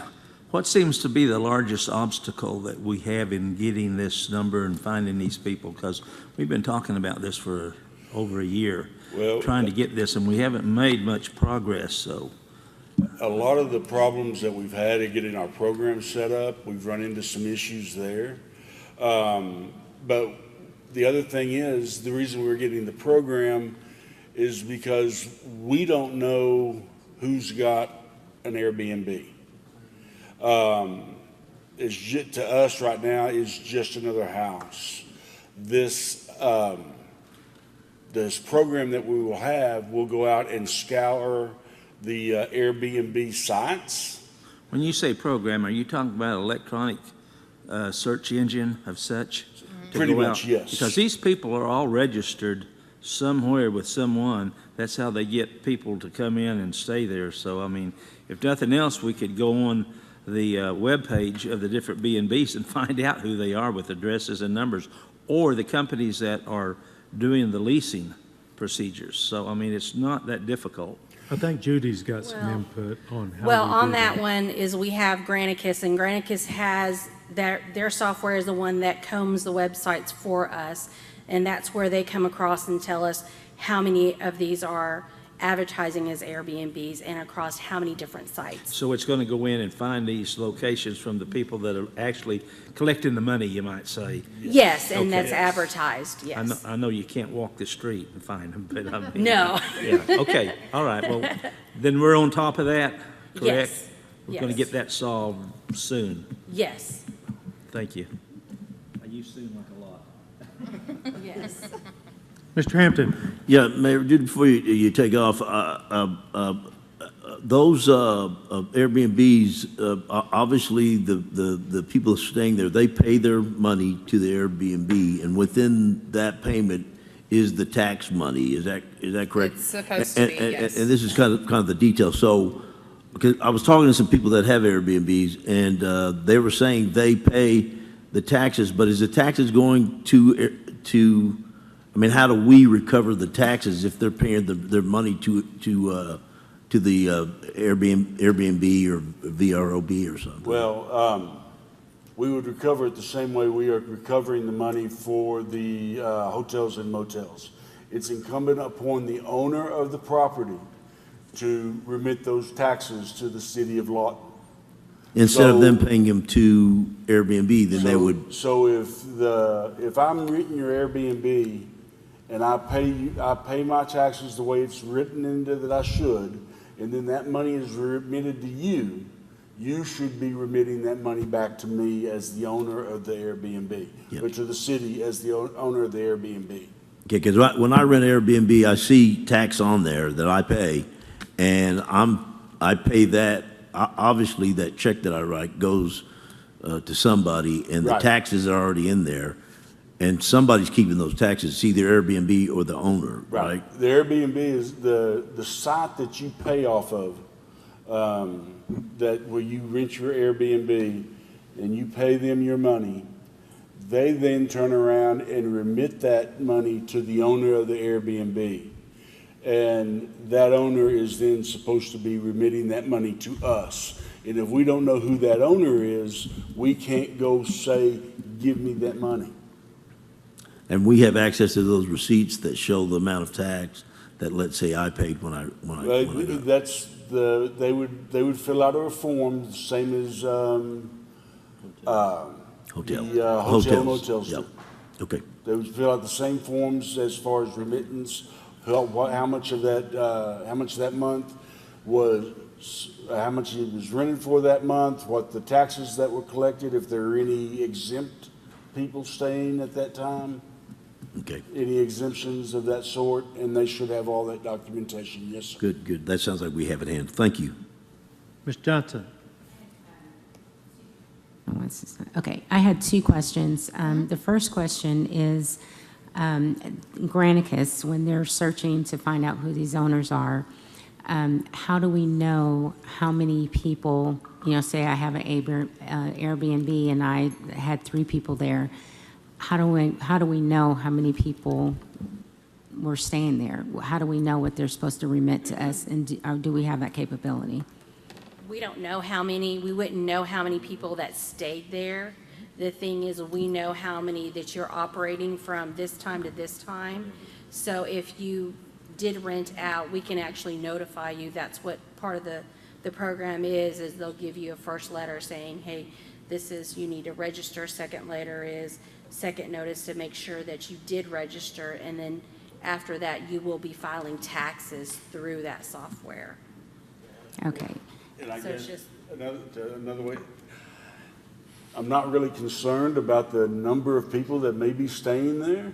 I'm concerned about the amount that they are paying for rental, because that's what our taxes are based upon, is the rental amount of the property. So if they tell me they've rented it for $1,000, but they've let 7 people stay there, Yeah, I'm sorry for not clarifying that. I meant that it's different states. I don't care if it's 1,000 people because it's the same amount. My second question is, I think you mentioned that utilities would be shut off. That might be a question, and I could have misunderstood, but legally, how does that happen? I'll let Tim answer that one. Okay, so when we passed our hotel motel tax ordinance, I want to say it was in, the last one was in 2021, the penalty that the voters approved that was in that ordinance, which does apply to Airbnbs, is that if you don't pay your hotel motel taxes, the city's remedy is to shut off your utility service. And so that's what the voters voted on and approved. And it's not really, that's not new language. That was in our previous hotel motel tax ordinances. So that is our remedy. and I asked that question on purpose because I want the citizens to understand and to know where that came from. It's not new language, and it's something that now is going to be carried over to the Airbnb. So thank you for that I clarification. will say that we do Mr. have Gill. 2 hotels under notice right now. Okay, Mr. Gill. Might say we have the authority as a city municipality, and you can check with legal, but to demand these records from these people. The state of Oklahoma collects taxes, sales taxes from eBay, of all people. And if they can get money out of eBay, we can certainly get money out of these Airbnbs. And we might want to check with the state attorney general or someone in the business office up there as to how they go about doing it if we needed a little extra help. And But I'm you're, sure the Attorney you're General- suggesting that we can get the records from Yeah. Airbnb, correct? Yes. Why can't we just require Airbnb to pay? Well, I think we could. We can eliminate a whole lot of work if we deal with Yeah. one entity. Well, You'll be dealing with different entities, but there's still an entity that there's not that many, let me put it, there's not as many entities out there collecting this money as Airbnb mega companies as there are individual owners of those properties. So it would be a lot easier to deal directly with the Airbnb offices. Yeah, John. John? It's funny you should ask. I just got an email from them today from the Airbnb legal department. It says that Airbnb cannot release information about user accounts without a subpoena or a search warrant, and can only release information to the same government agency or court that requested. Law enforcement or government officials may use law enforcement portal to reach us directly. So we did request that information from them, and that's how they responded. Okay, so my question is, can we write an ordinance that says Airbnb is responsible for remitting the taxes, collecting the taxes and remitting them to us? Perhaps. I don't know if they will do it, but, I mean, I think we could pass the ordinance. We would need to look at that. We could go with a license requirement on these Airbnbs. We would need to look at this because, again, when we're talking about the hotel motel tax requirements, this is something the voters voted on. So it's specific language that the voters approved. We can't just, it's very difficult to go in and just amend what the voters approved. And so there may be language already in there that addresses, that the Airbnb, it doesn't say Airbnb exactly, or maybe some language in there that says they're obligated, but if they don't pay it, it's still falls on the homeowner. But I haven't looked at that in quite a while, so we would need to look at that. And to reference what you'd asked about a little earlier, Councilman Gill, we do have the right to go to the owner and request their information, the same as we have the right to go to a hotel and request their information to audit their books to ensure that we are paid the appropriate amount. But there again, we are dealing with, even with a hotel, we are dealing with the owner, not a separate entity such as Airbnb Incorporated. Mr. Mayor. What was your estimate of income from this? I'm just giving an educated guess of about $400,000 to $500,000. Thank you. Mr. Harris. So I did some quick numbers, just, it's funny you asked that.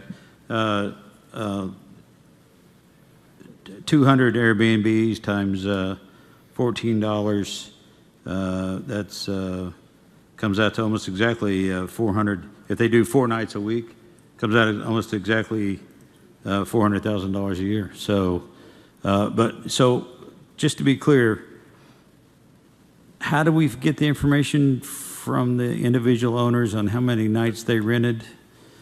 Is that on a trust system, or do we have to set up a mechanism to audit their books yearly? Well, we have the right to go audit their books. That's the ultimate.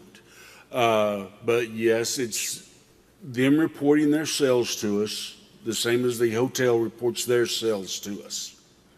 If once they report those sales and they pay that tax, if we look at that and we say, this doesn't look right. We see cars parked out in front of that hotel or that Airbnb every single night, and you only told me you rented it 3 nights over the past month, then we need to probably go in there and audit their books. And they should be keeping separate records with all the information of their the people that are staying at their Airbnb. It sounds like we're going to have a whole enforcement division.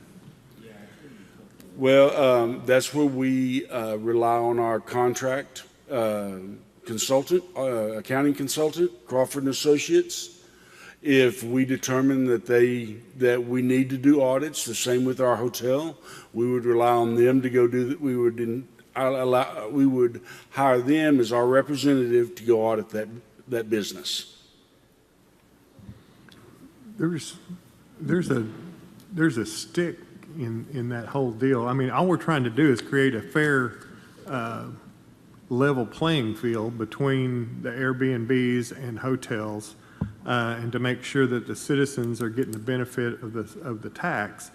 But the stick in that is the stick that's in everything that we're involved in, because if we have to audit your books and we find a huge discrepancy, there's only a few steps until the IRS finds out that there's a huge discrepancy, and I don't think anybody wants that.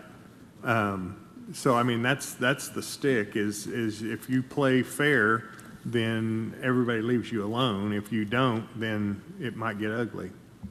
This is going to be interesting to watch because I think it's going to be a monitoring nightmare. And I'm going to be real interested in understanding if we can hold Airbnb accountable in some way, and what it takes to get a subpoena so they have to give us their books, because I don't know any other way to monitor it. What you describe is if we see cars there, we don't have time. I understand that. Mayor. And I will go back to a letter that I had forwarded to the city attorney that I think I forwarded to John when he was a city attorney sometime back at one of the last OML Tax Commission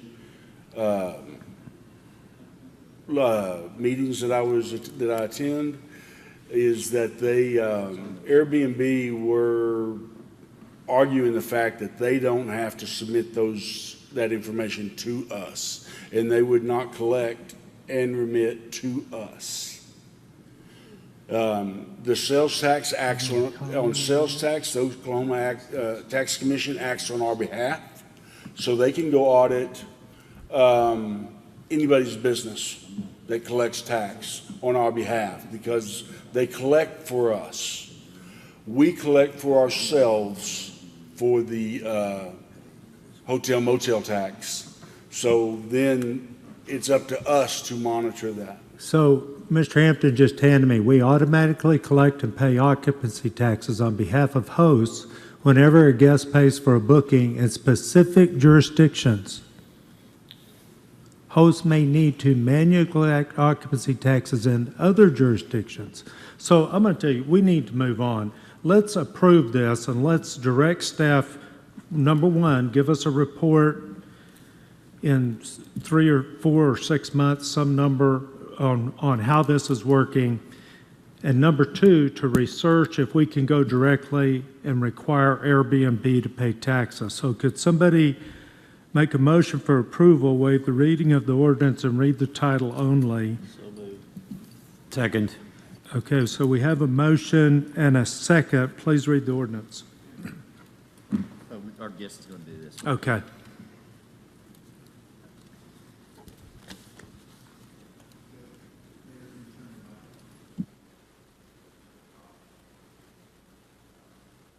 Wrong one. An ordinance creating Section 7-27-1-2710 through 7-27-1-2712, Article 7-27-1, Division 7-27, Chapter 7, Business Lawton City Code 2015, by creating the process for operators to pay their hotel/motel taxes, occupancy taxes, and establishing procedures for those who fail to pay as otherwise required in city code, and creating the appeal processes for any short-term rental facilities who have their licenses revoked, providing for codification, servability, and declaring an emergency. Please vote. Need one more vote. Motion carries 7-0.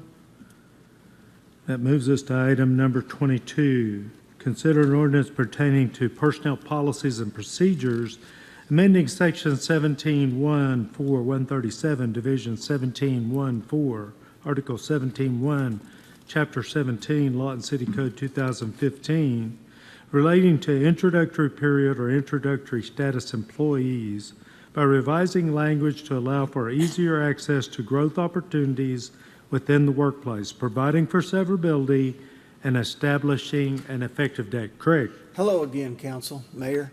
Current city code dictates that whenever somebody's hired or somebody transfers that's already employed or gets promoted, that they are placed back in an introductory status. And for the first 6 months of that introductory status, they're not allowed to transfer or move to another position within the city. Some of the things we've had come up in the past is somebody comes in, applies for a job, and he's well qualified for, say, like a senior equipment operator position. But there's not one open at the time, so he takes an equipment operator position, and lo and behold, a month later, a senior equipment operator resigns or leaves or retires or whatever. Well, that person that just got hired as an equipment operator couldn't take that position for 5 months. So what we're doing on this is we're trying to change that just a little bit. We also have people that get hired that actually are getting hired for professional positions or something that's below what really they should be, because there's not a position open, and then when they get hired for a lower position comes open, now they can apply for that. So what we're trying to do is just give them that opportunity that if a better situation comes along that's more relevant to them, and the losing director and the gaining director agree to that transfer, and also the city manager agrees to it, that employee can go ahead and move within that first 6 months. Questions?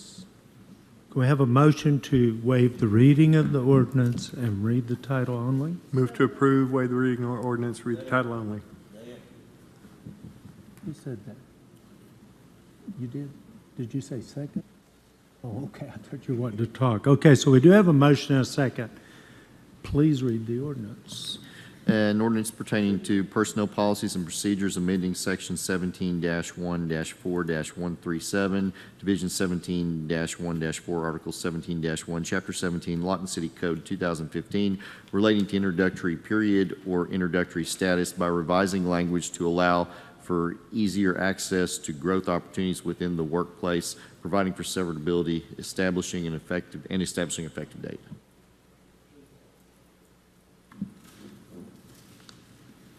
And the motion carries 7-0. Thank you.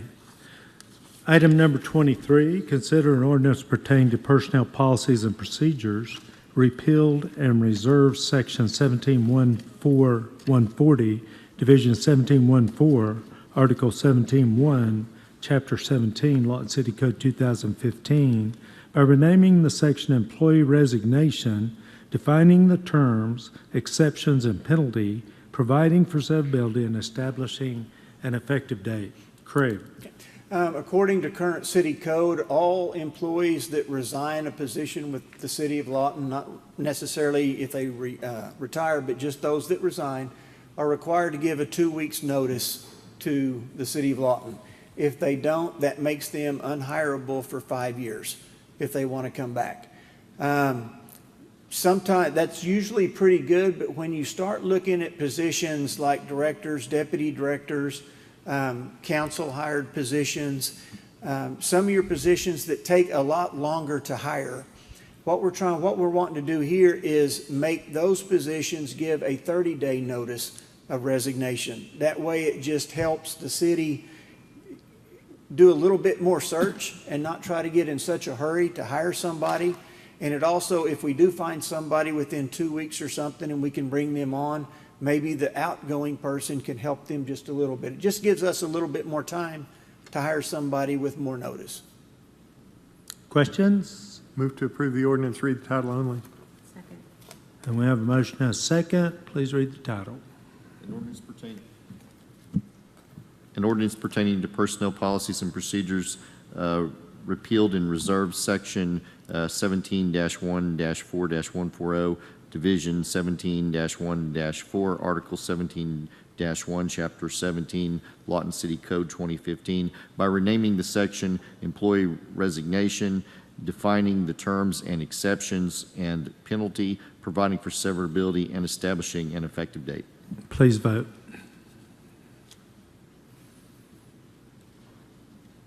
Motion carries 7-0. Bringing up staff reports. Number 24, receive a presentation from staff regarding the building division and take action as necessary. Charlotte. Good afternoon. So at the last council meeting, you guys directed us to bring back some information on processes, procedures, and some stats for the what is now called the building division, formerly known as license and permits and inspection services. We have combined those into one division instead of two. I don't know why the projector. Okay, so here's the thing. The Okay. city manager wants me to preempt you. Okay. Well, that was awfully willing. So I'm not sure exactly why this is, but apparently we want to give 26 first. So we're gonna Okay. jump to 26, but we don't want to disappoint you. We're going to come back. Receive an update on no-cost, low-cost, family-friendly activities and the status of the indoor park at Central Plaza, and take action as deemed necessary. Jason.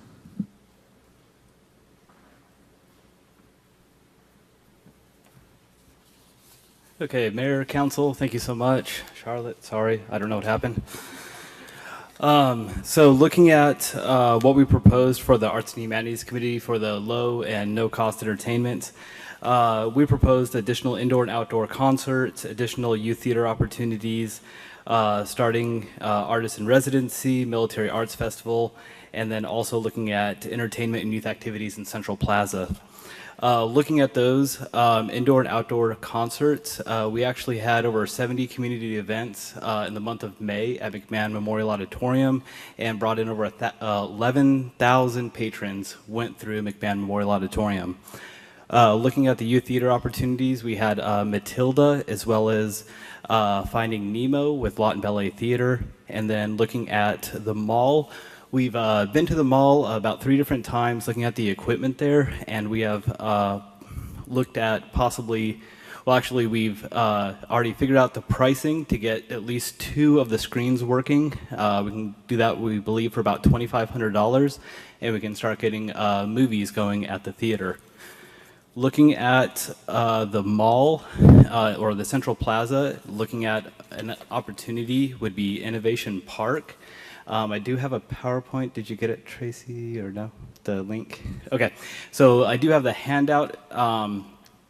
Within the PowerPoint was a video that showed kind of what these zip lines look like in action. In the packet that I dropped off with you, as you can see that these can be installed both indoors and outdoors. They don't have set up barriers around them. These zip lines are operated without the protective harnesses. They're actually meant to be operated with people up to 250 pounds. And the proposals that I have at the end of this packet kind of show what we could do to have the largest indoor park in the state of Oklahoma, and then also a park, zip lines are normally pretty popular with kids, a park with the most zip lines of any park in the state of Oklahoma. The idea would be to work in conjunction with FISTA, as well as Insight, in order to ensure that we are maximizing the retail space in the mall, as well as that we're not creating something that's going to hinder the growth of FISTA.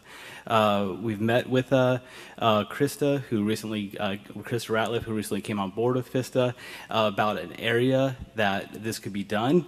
And the proposal that you see is from ACS Playground with, been working with Brian Montgomery. He hasn't got to the rendering point yet because he's wanting to know what is our dollar amount. Are we moving forward?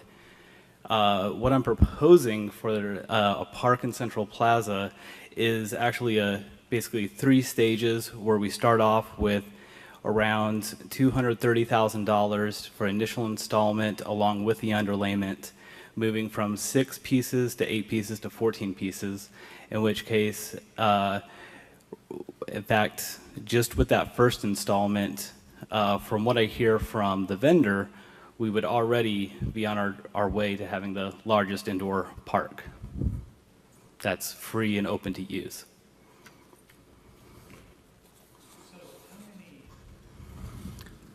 How many new low-cost, no-cost family activities have you implemented? I think we first started talking about that in May, if I remember right. And have you implemented any new ones, or everything you talked about we were already doing? So as far as new, so Shakespeare in the Park, this was our 2nd year. As far as outdoor entertainment, the Arts and Humanities Division had Freedom Festival, and what we did is we added to Freedom Festival by adding 4 additional bands as far as the concerts go. We added the Soapbox Derby, and we added the hot dog eating contest. And then in addition to that, this is our 3rd year going into the Let's Talk About It. So that would be about probably 7 actual new events that we've done since we've started this. In addition to that, and I left this off, you'll receive a report, I believe, on August 8th with Arts for All. And we worked with Arts for All in the execution, well, logistics part of putting together their outreach, where they went into 4 different schools and spent about 8,000 hours or something about that with the Arts for All summer camp program. So how long before you get the movie going? So the movie going, I think we could have that by August 11th. We're currently, like I said, we placed the order for the parts. That's kind of our delay right now. However, we are able to operate with the equipment that we have now that's in there. However, it's not the best projector, and we want to make a good impression. So August 11th, you expect? August 11th, we expect the new parts to be in and to be able to be in full operation. We're currently reaching out to community partners. The idea would be that the city rents out at a low cost or no cost to different organizations that are looking to raise money to give back to their organizations in order to have the staffing that's needed to man the theater, sell concessions, and, plus press play on the movie. How long do you think it'll be before you have a list of new activities between now and the end of June? Between now and the end of next year? It's my June understanding 30th? that there was a lack of communication and you didn't understand the budget for this. Yes. Now you know that. How long will it be before you have a list of activities or a plan, whether it all comes together Oh, or yeah. not? We need a plan. How long will it be before we get that plan?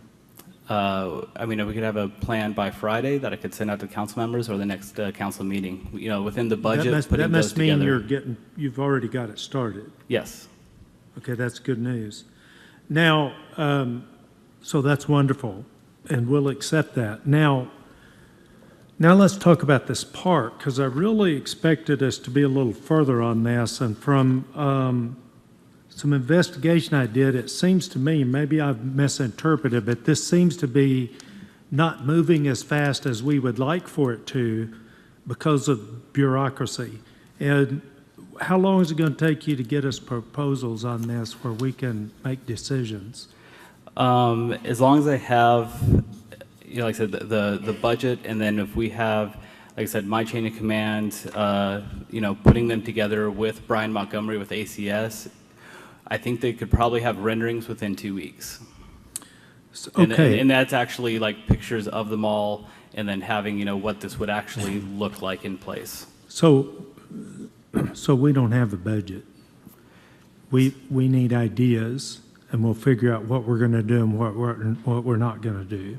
I would need that information then to Okay, and so provide you're with him. telling me that you can have this back to us by the way, I like everything I'm hearing. Do you really think you can have this back by the 8th of August? Yes, we could have renderings. Like I said, if we have what the budget is, then ACS, they are ready to start putting renderings together for us. Okay, well, that's faster than I imagined. So I think that's some kind of wonderful. And so, anybody else have any comments? Ms. Johnson? Okay. I just had a question. If you can kind of go back to the concept of what the theater is going to be like. You said that organizations can rent it out. How do the movies get there? Just can you talk about that a little bit? Yeah, no problem. So Parks and Recreation used to have a license contract with a Swank, which is basically a umbrella license to be able to play a number of different movies within their catalog. So we would go ahead and purchase that license again, get that renewed, and then we would carry that. The way that we're looking at setting up the players for the projectors is actually just off of DVDs, and so we don't have to get the more complex software of the encrypted discs and panels that they put in.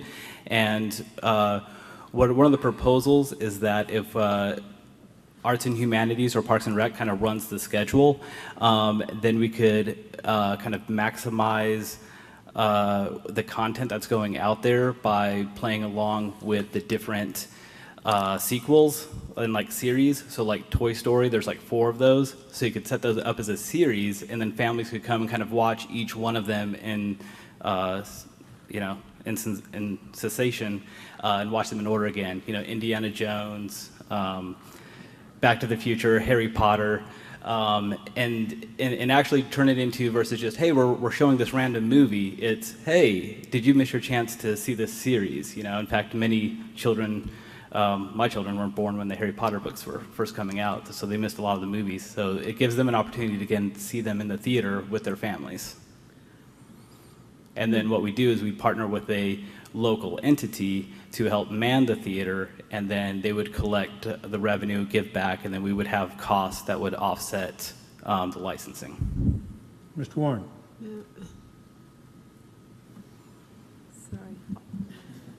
Got it. I just was going to mention, I really like the idea of the zip lines We were at a park in Tulsa, the early part of the summer, and it was an outdoor park, but that was where the line was at. Yes. The kids, they had to come and run them off when it got dark. I mean, they literally had to come and run those kids off and tell them they have to leave. So I think that's really a good idea. And you add to that the fact that I now would fit into that 250-pound limit. Hey. Yeah, and one of the things is that is at the gathering place where they have that. And like I said, unfortunately, the gathering place, when it's 110 or 107 outside, you can't even touch the slides. And this is an indoor space that we're already paying to heat and cool. Jason, on the movies, do you have to get special permission? I'm sorry to cut you off. Go ahead. That's the license through Swank. Okay. So it's an umbrella license that gives you rights to numerous movies that you're able to show. And it's actually cheaper in order to get it at a single location. And how much is that licensing That license, it depends on the audience size. We would be looking at probably $800 to start for a year. Mr. Harris. Yeah, Jason, and I'm really concerned about Councilman Warren being on that zip line. And my own experience at a swimming pool last week proved to me that I'm not 20 years old either. What is our liability on those? And is the park designed for guys who think they're younger than they really are? I think I'm going to turn that over to probably Tim or John, but I believe it's the same liability we would run with any public use park equipment. My understanding is that FISTA will be carrying liability insurance.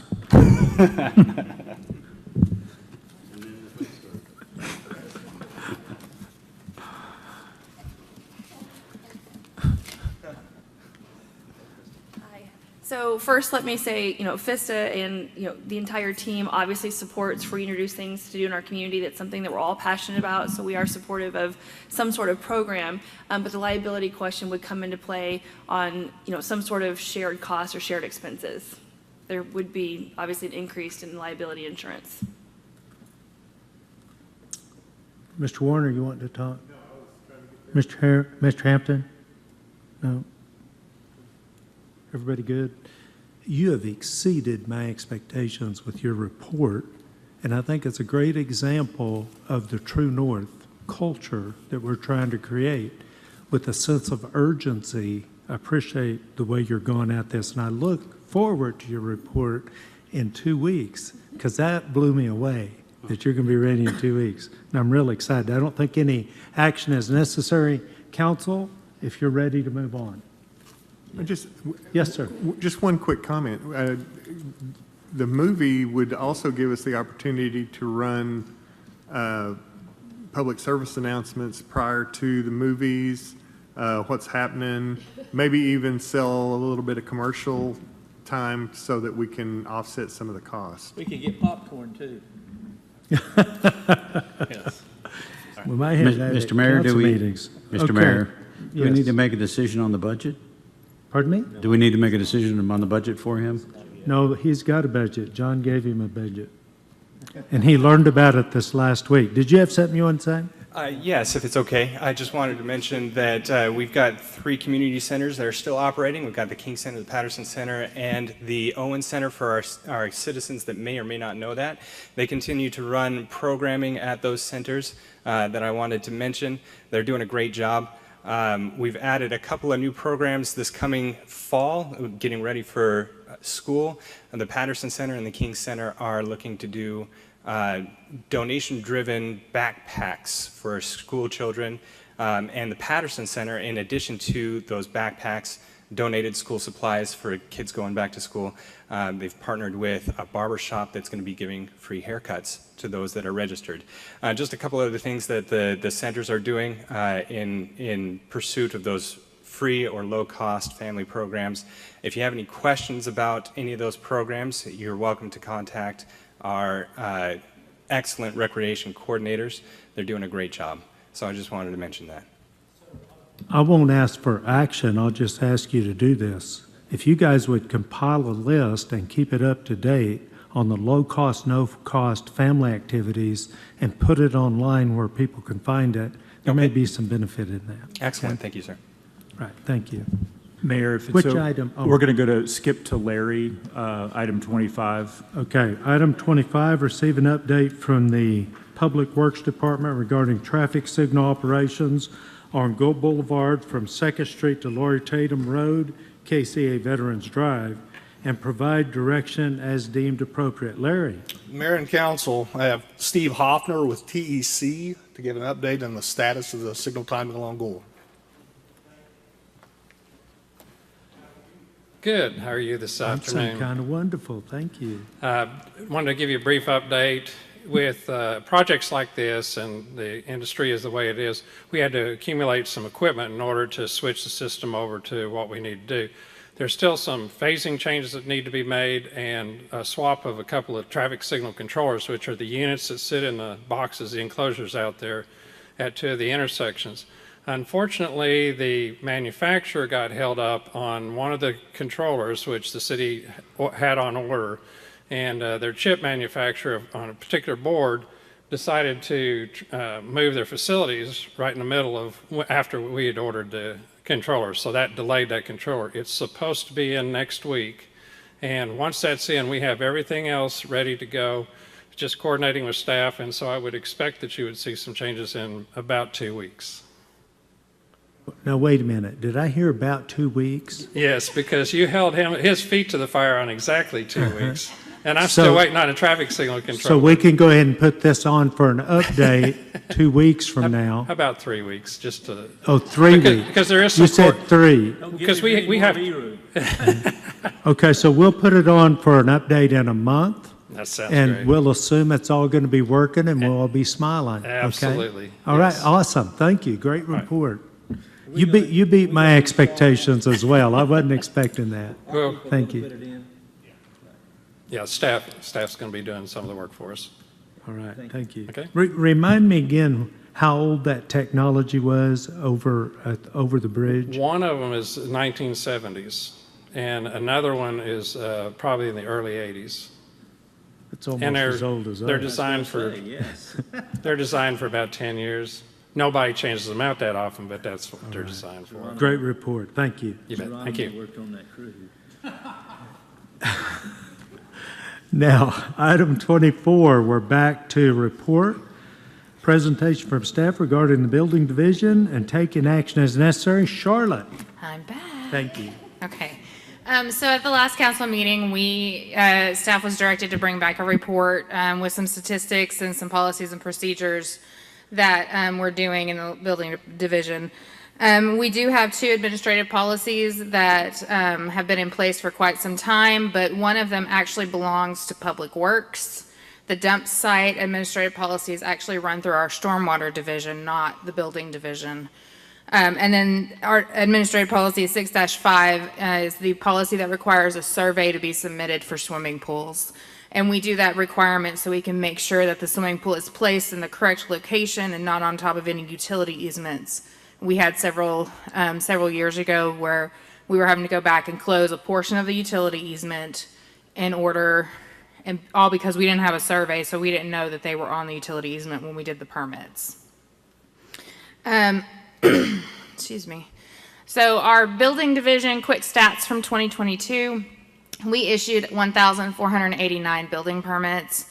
4,623 inspections were conducted. That's an average of 770.5 per inspector. At the time, we only had 6 inspectors. We have 7 now. We issued 492 trade licenses, 168 certificate of occupancies, 90 residential and 78 commercial. 535 business licenses were issued. So the reports, the numbers that I have are as of July 20th, 2022. So our staffing for license and permit, or the building division now, entails 13 people. So you have a chief building official, you have 1 plans examiner, 1 administrative assistant, 2, and 3 full service representatives. On the inspection side, you have a chief inspector who is also a plumbing inspector, another plumbing inspector, 2 mechanical inspectors, 2 electrical inspectors, and 1 building inspector. Now, our current chief building official is also certified for electrical, plumbing, and building inspections as well with ICC and the state. So as of July 20th, 2023, there are 155 permits under review. 35 of them are commercial, and out of that 35, 14 of them are needing additional information from the applicant. On the residential side, that's 120 under review, with 59 submitted to a third-party plan reviewer for review. 21 of those are demolitions that we're waiting on clearances to come in on. 39 of those 120 are permits that need additional information from the applicant. And after I got these numbers, we had 27 new construction single-family dwellings submitted. Those will be going to our third-party plan review company as well. And we've actually put them in contact with that contractor, so they're kind of doing a pre-review on some of those so that we have that information when they come in. Last year, in 2022, we did 12 commercial permits with the third-party plan reviewer. This year, from January to July 20th, we've got 72 that they have reviewed for us, and the majority of those are residential this year. Just for a comparison, the number of permits that we've issued from January to July 20th of this year was 975. And we issued, just a reminder, we issued 1489 last year. So I have the feeling that we're going to beat last year's numbers on permit issuance.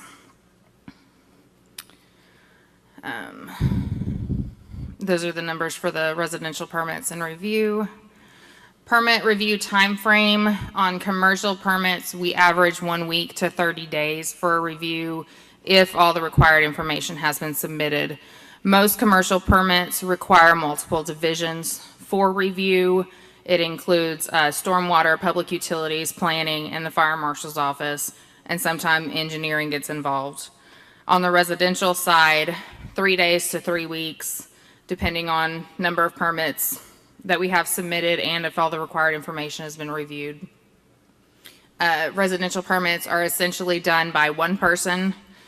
There are certain permits that will have stormwater or planning review done. Just depends on if there's earth change permits or if there's planning or zoning questions that need to be looked at. We are currently utilizing Garver Engineering for our third-party review. They are doing the building, electrical, mechanical, and plumbing portion of the permits. All civil and fire are still being reviewed in-house.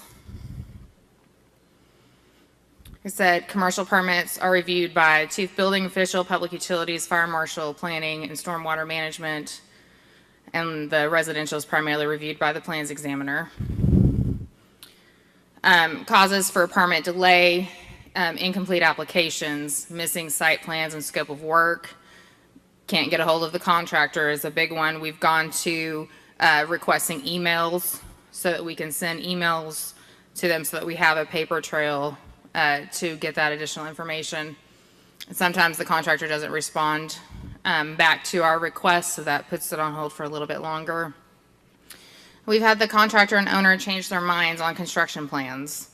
You know, we get a review, complete review on one, and then all of a sudden, oh no, this is the way I want to do it. So it's a complete change. So it's another review process that we have to go through. We do have interruptions throughout the day, such as meetings, question from the public, staff, etc. We have a large volume of phone calls to the department. On average, I ran from June 20th to July 19th. The average phone calls per day are 56.7. It ran from anywhere from 40 to 80 phone calls a day for our building division. The building codes that we currently have adopted for the commercial side is the 2015 International Code Council series. And that's the building code, the plumbing code, the mechanical code, the fuel gas, the existing building code, and the fire code. And then the 2009 IRC, which is the residential. And these are as amended by the Oklahoma Uniform Building Code Commission. The National Electrical Code 2014 version is the one that's being utilized and has been adopted by the city of Lawton. The state of Oklahoma has the 2018 versions of those same codes and then the 2021 version of the National Electrical Code, and they have all been amended by the Oklahoma Uniform Building Code Commission. Other duties of the building division include issuing the boating, hunting, fishing, and RV permits and licenses for the City of Lawton's Parks and Rec Department. This includes inventories of all stickers, lake permit books, trot line tags, and lake agent licenses. And we do all the ordering for those stickers and books. So every time, for example, Schoolhouse Slough, when they would come in at the end of the year to renew their license, they had to bring all of their books, their fish books that they had sold that year to us, and we had to go through and count and get the number of fees that they owed us. And we do that with all the lake agents. We issue garage sale permits. We issue all business licenses for the City of Lawton. Something that I found while doing the research for our 6 peer cities, several of them utilize the city clerk's office to do the business licenses. It's not part of the same building division like we have. And at one point, I'm told that they were actually issued out of revenue services here, and then they came to license and permits at the time as a one-stop shop. We sell bus passes for LATs. We sell water meters for utility services. A couple of the other policies that we have put into place, they're kind of unwritten. Code requires permits to be pulled for several things, and they're specifically listed in the codes on what requires permits and what doesn't. So what we had done in the past was if there were 2 or more trades being done at one location, we required a building permit instead of each water heater, each electrical service being replaced, making that contractor come down and pull a building permit for each location. We were requiring, if it was just one trade, call in that inspection. We'll charge that work trade permit monthly with your inspection bill. And then if you've got 2 or more trades, that's when we required the building permit so that it was more or less easier to make sure that all the processes were being followed. And then something that we had implemented last year, or 2 years ago, actually now when I took over, I was requiring during, and it's changed since the current building officials over there, but we were requiring them to, on all change of uses, to get contractors out there to verify that their electrical, mechanical, and plumbing systems were safe and in working order. We weren't making them upgrade or do anything different. We just wanted to make sure they were safe. You know, you would have businesses go in, an outlet would have a short in it. They didn't know because there were no inspections being done to verify that those outlets were working. And something that the current chief building official has put into place is that when they come in for a change of use, we go out and our inspectors actually go out and do a pre-occupancy inspection or review of the existing systems and let them know, hey, you've got some issues. That may be a life safety thing. You probably want to have it looked at. Oh, and one other thing that I have for you guys. We would like to invite council on individual different days to come down to license and permits and just kind of observe the work environment. Now, it appears to me that we're utilizing those outside services, that we're getting our permitting caught up, working towards that 30-day goal, right? And if I remember right, we talked about a 60-day time period to get it caught up. Do you think we're going to meet that goal? I hope so. Now, water meters are issued by your department? Yes, we sell them, yes. Interesting. It would be interesting, but I'm not going to ask for a motion. We may talk about this in the Efficiency Committee. It'd be real interesting because you brought up some very good information because we were comparing to Norman, and it sounds like they have different departments doing things. So it would be very interesting to compare the work and compare the organizational structure and the workload per capita and just kind of see where we are so we can understand better where we're going. But we'll do that later. And I appreciate your report, and it sounds like we're really making a lot of progress in that area. And I want to thank you for your leadership. I want to thank you for going to Norman to see what you could learn and adapt here so that we could have world-class customer service. Council, is there any comments you'd like to make or questions? I wanted to ask a couple of questions. Yes, sir. I'll make this brief. I could make it all day. I think you said on our 30-day review on our commercial and plans, we're reaching that goal. Yes. So that's good. You had like 1,450-something building permits in '22. And out of that, we only had like 246 occupancy permits. So I'm assuming that 1,450, even though it said building permits, were like for fences and Yes. so just miscellaneous permitting. Yes, that's, Okay, yeah, that's that covers fine. everything. A question on your 3 day to 3 weeks. We're getting permits out now 3 days to 3 weeks is what you said. Yes. But I didn't understand if all the information has been reviewed, because, I mean, it would have to be reviewed in order to get a permit. So was that just worded wrong? or Yeah, did- it is. So if it should be if all information is received. Yeah. All right. required Received. information Okay, is that's what I received, thought. yes. And the last question is the two or more trades. Now, we've been over that, so we're still together. Just because there's two trades on there, you don't have to pull a building permit. I think you were talking about maybe something a little different if there were two, like electrician and a plumber. The owner of that building or that contractor doesn't necessarily have to get a building permit. So, well, and that's been our policy, but with the new council policy, all of our policies. But we changed. Her direction was to give the policies that existed on June 1 Yes. before we made the motion. Okay. Yes. So that's been changed, so. Mhm. All right, and Very good. I'm Thank you. recalling that we discovered there were 2 administrative policies posted on the website that we exempted from cancellation. Yes. Are you preparing to bring those to council to make them a? I'm working on, I'm going to bring the 6-5, which is the surveys for swimming pools. The 6-3 is actually belongs to Public Works. Okay. That's their dump site licenses, so I've got to get with them and see how they want to. Admin policies. Yes. Yeah, I've got to see how they want to move that over. Okay, so I want to say that you exceeded my expectations, and I think you're heading at this with a sense of urgency.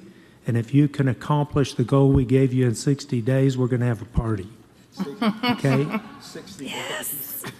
That's how long we gave, wasn't it, John? Wasn't it 60 days? All right, so let's I think get that's fair. let's get ready to party. We won't need permits in 30 days, so I think she should have 60 days. Thank you. Can I have a motion to go into executive session? So moved. Motion and a second, please call the roll. Harris. Chapman. Gill. Hampton. Uyghur. Johnson. Warren.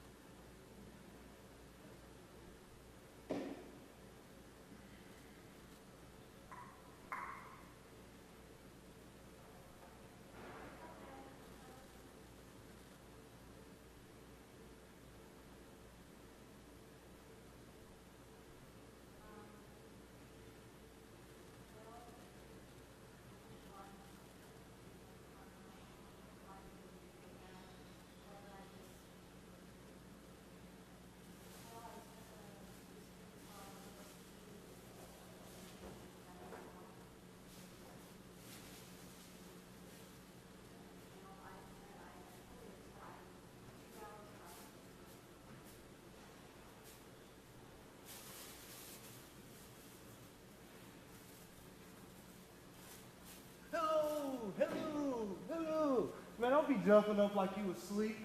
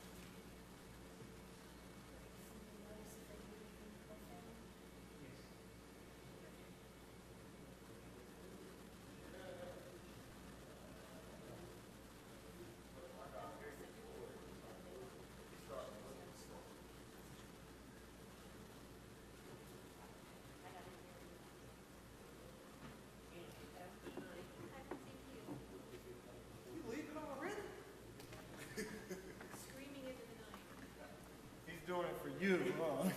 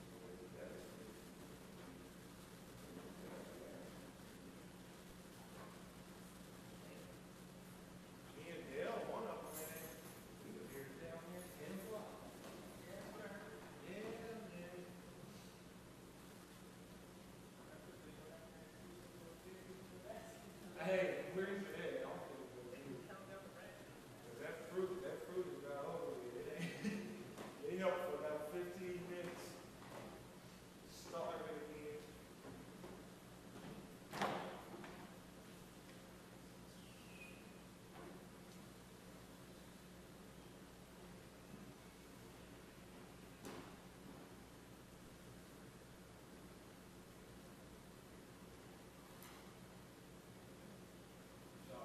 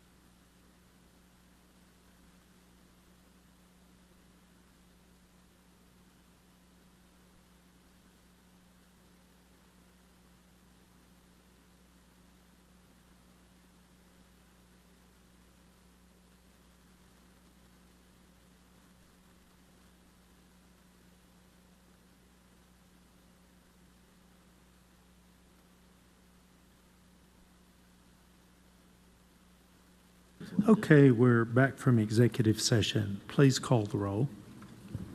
Harris. Chapman. Gill. Hampton. Uyghur. Johnson. Warren. Okay, executive session, item number 27, Tim. Okay, item number 27, we struck. Executive session, item number 28, Tim. Okay, item 28, pursuant to Section 307B4, Title 25 Oklahoma statutes, council convened an executive session to discuss the pending subrogation settlement related to Matthew Wade. Conversation occurred in executive session, and my understanding, we have a motion.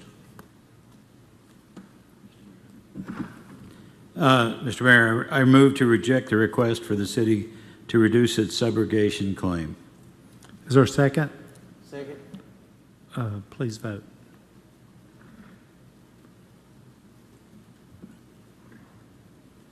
Motion carries 7-0. Item number 29, Tim. Pursuant to Section 307B4, Title 25 Oklahoma statutes, the council convened an executive session to discuss litigation in the case of Centos Corp. Number 2 versus City of Lawton, CJ 2022-598. That conversation occurred, and no action is necessary. Item number 30, Tim. Pursuant to Section 307B4, Title 25 Oklahoma statutes, the council convened an executive session to discuss a pending claim of Schoolhouse Slough, Inc. That discussion did occur, and no action is necessary. Item number 31, Tim. Pursuant to Section 307B1, Title 25 Oklahoma statutes, the council convened an executive session to discuss the status, process and possible candidates for position of city manager. That conversation did occur and no action is necessary. Item 32, Tim. Okay, pursuant to Section 307B1, Title 25 Oklahoma statutes, the council convened an executive session to review the employment of John Ratliff as acting city manager. That conversation occurred and no action is necessary. Is there a motion for adjournment? Make a motion. Second. A motion and a second. Please call the roll. Chapman. Gill. Hampton. Uyghur.